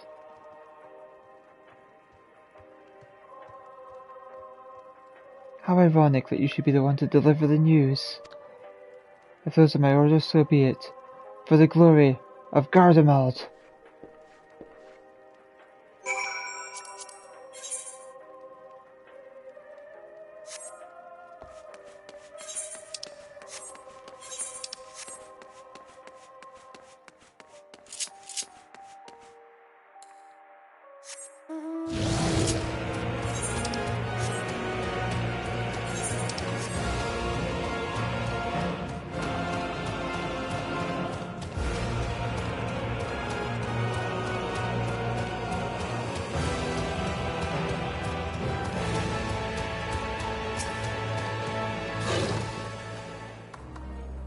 Have you done as instructed?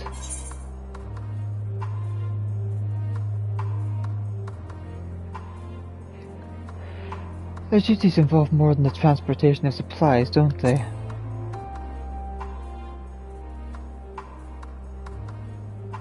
Duty is really a simple thing. We have given additional orders, though whether we will be required to follow them depends entirely upon your contingent. You and I are in this together now. Like it or not, we have to cooperate. There is one other matter, a place I'd like to visit on the way to your camp. It's a short walk from here, follow me.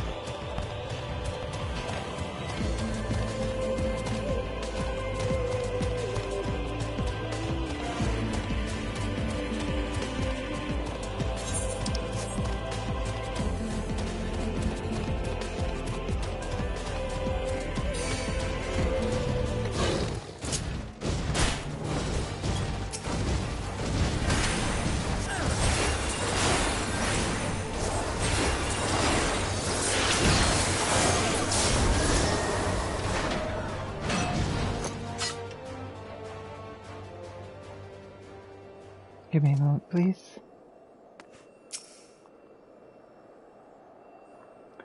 Julius lingers by the ruins, reluctant to leave and reluctant to stay, unable to move on.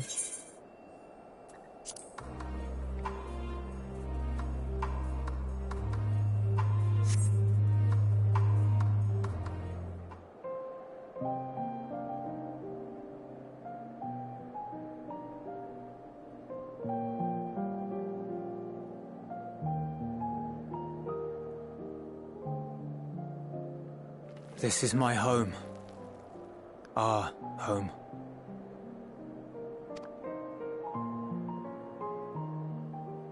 At least it was, until that night. I was with Lord Quintus when the capital fell, and thus spared.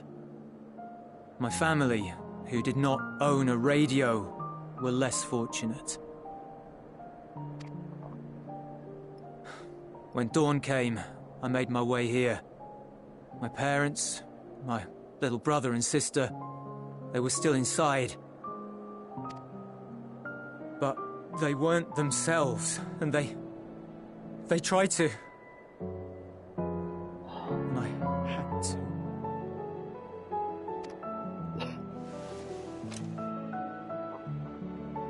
I'd promised to take them away from the capital that very morning, to somewhere safe, to hide until the fighting stopped. I promised.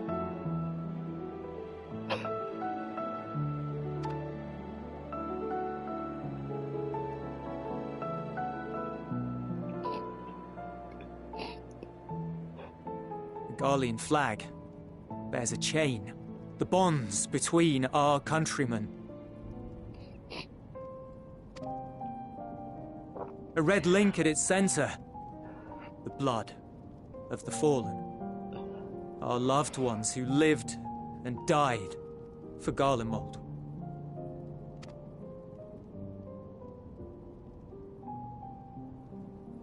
But if she too fell, who would be left to remember them and their sacrifice? What enduring proof would there be that they were ever here? If we had turned to your gods, would they have saved us?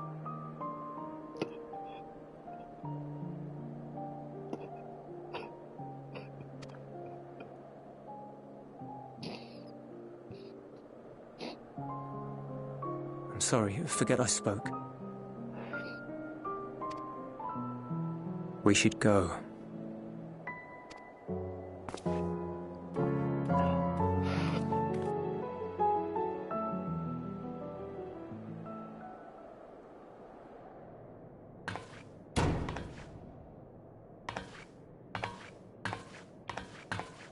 It's no use.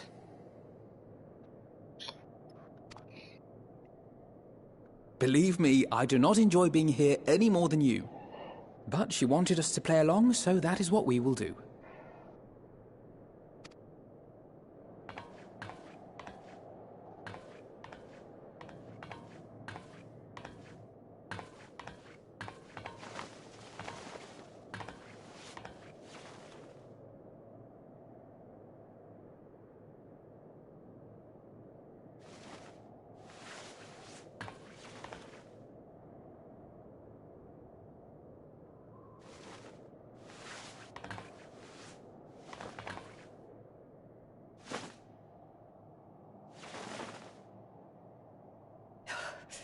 So cold.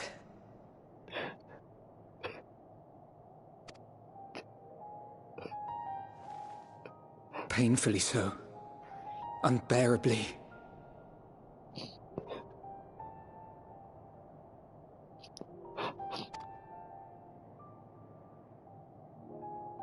I've been thinking about what Quintus said.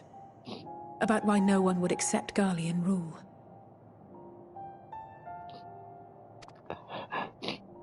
Irreconcilable differences. When coexistence isn't an option, only conquest remains. Varys at Gimlet said much the same.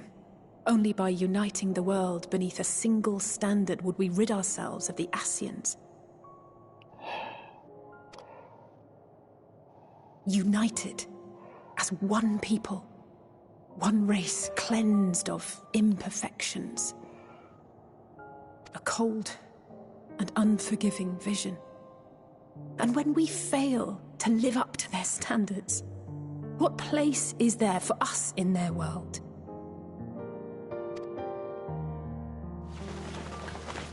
But the truly sad, truly frustrating thing is how damnably similar it all is to the lofty ideals of Father and the Forum. Non-intervention. Always Non-intervention. Protect our knowledge and our people, and to hells with the rest of you. And yet, I can see how it happened. Varys and Father looked to their elders for guidance and took their virtues as their own. But for this world was of their making. In who else could they place their trust? All of us lost in a sea of chaos, searching desperately for purpose and meaning. But it shouldn't just be an extension of another's. It has to be ours. It has to be.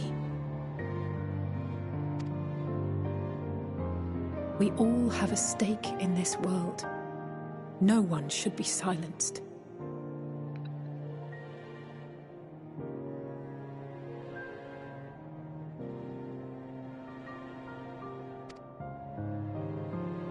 I won't deny that we lack the experience of people such as Father or Quintus. Perhaps they've come to see the world as a series of problems, and the most efficient way of solving them, to reduce everything to fundamental forms. A stone is a stone, a cloud, a flower, no more than that. Simple descriptions that strip the subject of distinguishing characteristics. A man is a man, divided according to race, creed, or allegiance, and to some, defined by such associations. Is that what you think? In my misbegotten youth. But what I believed wisdom was no more than aggressive ignorance. I've since learned to look beyond the banners and the politics, to see people as individuals with their own hopes and dreams. As for my dream of building a better world, well, every day I'm reminded that it is far more complex than I had ever imagined. But it only spurs me onward, to find the wisdom and the strength to see it through to the very end.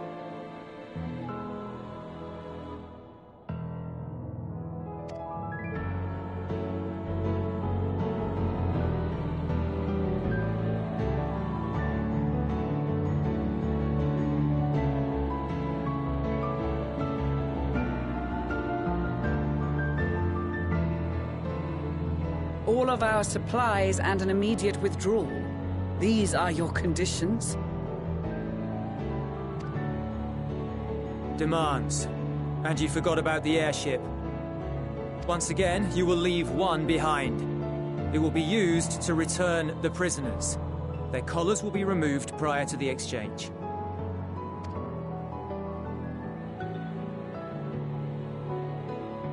So in the end, not even Father's expertly worded rhetoric could deter you from your chosen course. Huh? Not that I thought for a moment that it would. I've no love for violence, of course, but ours is a cause worth fighting for. I just wish he'd realize it too. Sometimes the only way to protect the ones you love is to take a stand, to refuse to suffer in silence. I want you to know I share your conviction.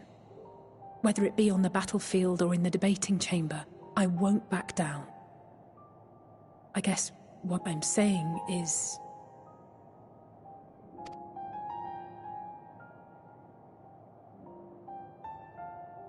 You've found your own reason to fight.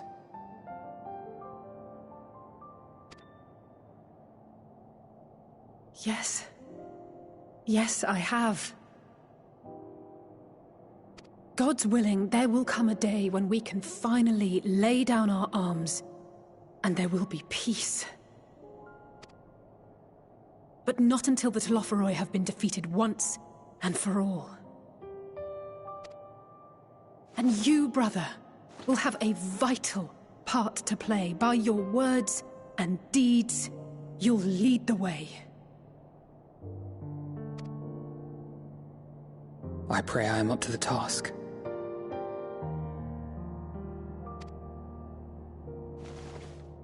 there'll always be naysayers. Those who think us fools for even trying. It's easy for learned elites to criticize earnest efforts and assert their moral superiority, all without offering alternatives. Not that their sophistry has ever wounded you. So stubborn and strong. Stronger than you even know. Don't ever change, you hear me? If you stumble, I'll be there to catch you. Or give you a thick ear. Maybe both, for good measure.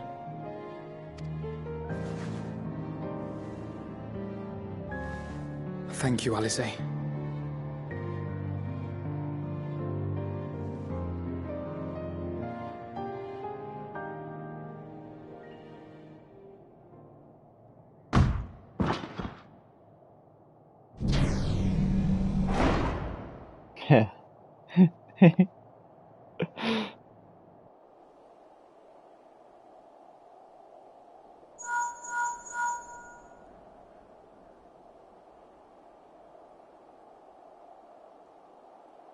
The scouts have secured Alice and Alphino. Their collars were removed without complication as well. They report no casualties, not for their party nor the guards, who will wake from their premature slumber in due course.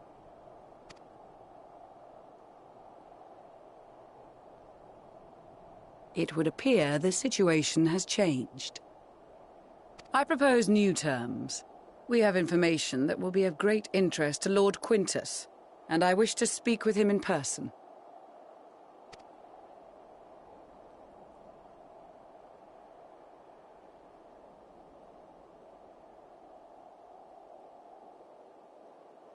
No. In the event you rejected our first proposal, we came prepared with a second.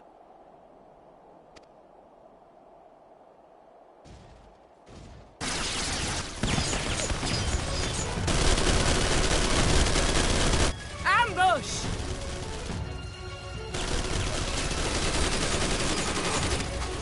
More are coming! Make ready! We, the loyal soldiers of the First Legion, proud servants of Garlemald, of the fallen Emperor Varys, shall safeguard these lands from the barbarian hordes until our countrymen return!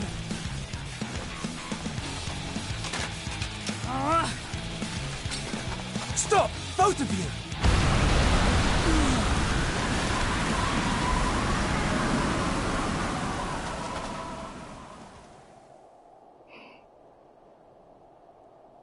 This child may be the worst emissary I have ever seen.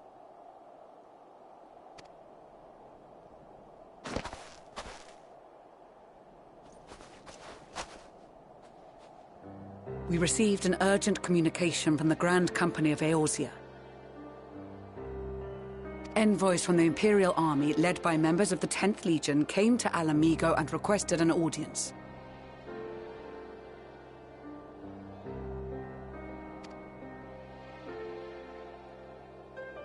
They explained that their efforts to coordinate the reclamation of the capital with the aid of the 4th, 5th, 8th and 12th had ended in failure. Communication between most legions has broken down entirely. Most of the 10th's conscripts have deserted, leaving their forces severely depleted. That is why, unable to continue the fight on their own, they and their allies turned to the Grand Company of Eorzea for aid. Lies! Every word! It is the truth, and I have not finished. The 10th has requested that we deliver a message to Lord Quintus. Have the ill stand down.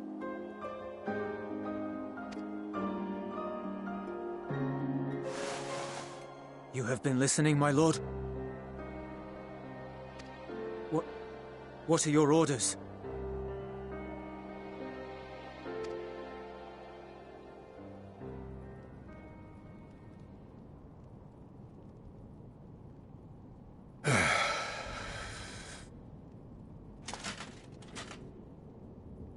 Inform her that we will honor the 10th's decision.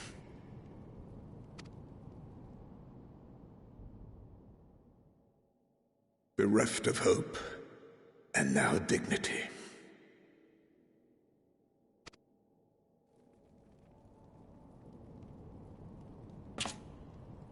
I release you from your duty.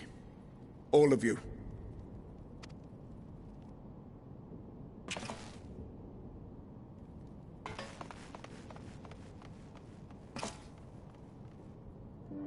I take solace, your radiance, in the knowledge you are not here to witness our debasement. 'Twas a grand, glorious dream we shared. Of a world united, of peace and prosperity.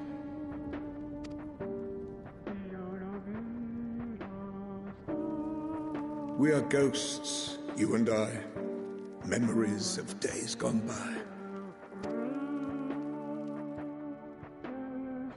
Bonds forged in blood that I will not see tarnished.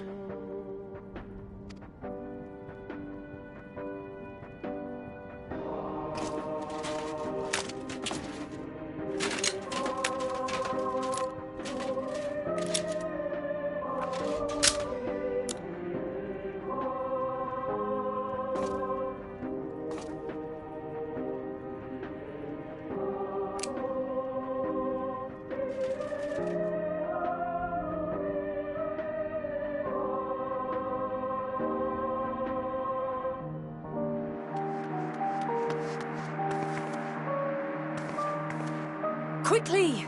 We have to reach the station before it's too late. If there is still a chance that Quintus will agree to a truce, we must take it.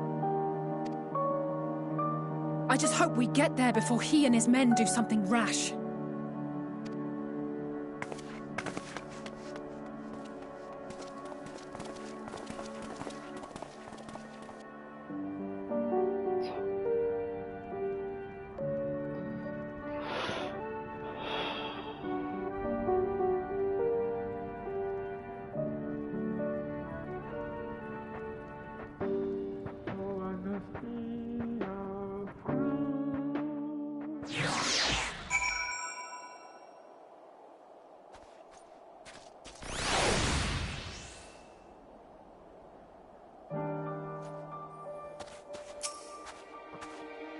Thank goodness the 10th Legion decided to sue for peace when they did.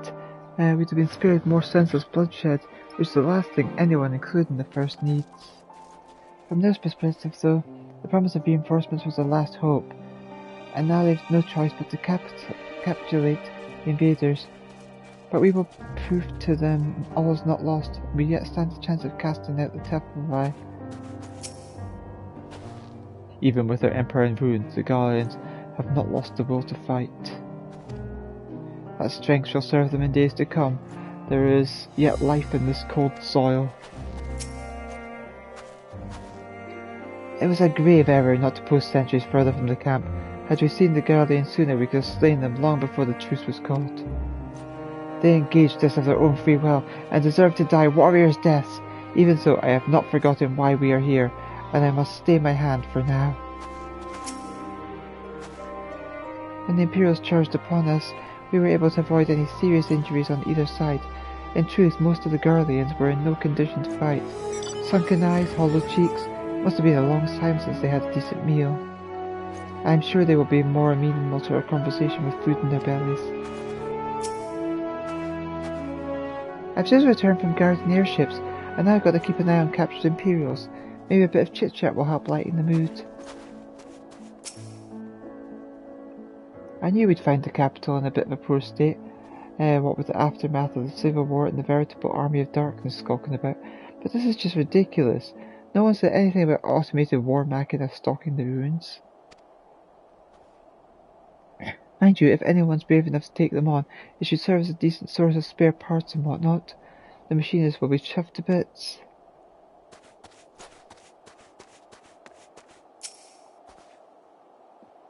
We will make no attempt to resist.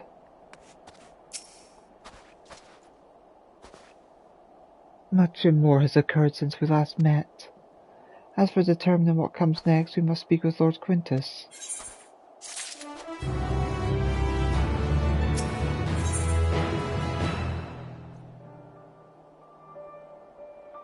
As the immediate crisis averted, Lucia seeks to gain a clearer understanding of the present situation.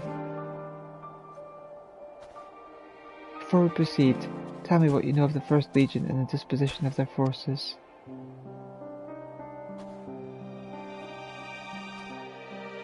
They are preparing for war while the refugees in their care were left to go hungry, a reckless, short-sighted plan that risks the welfare of the people they are sworn to protect. Nevertheless, we cannot compel them to accept our aid. If we were to arrive in force with the intent to do so, we would only incite panic, but perhaps they can be persuaded to follow one of their own. Go with Julius back to the station and have him lead the refugees here. Some may be unwilling or unable to leave, but for the time being, get Alphanad, Alizé, and the scouts sent to extradite them should already be at the station. I will also have our other comrades in the area lend their support should it be needed. Understood.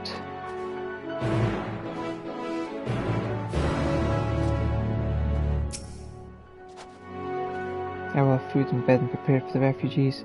Getting them here safely, however, is my immediate concern.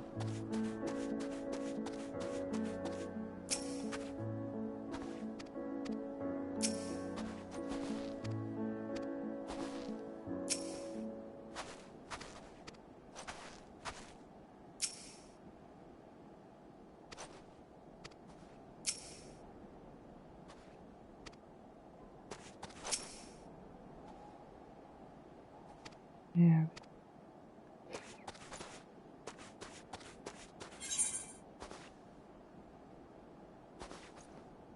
Oh, here come the side quests. I think I'm gonna have to stop there for now. Alright, side quests I could pick at this stage, because they're not level 83.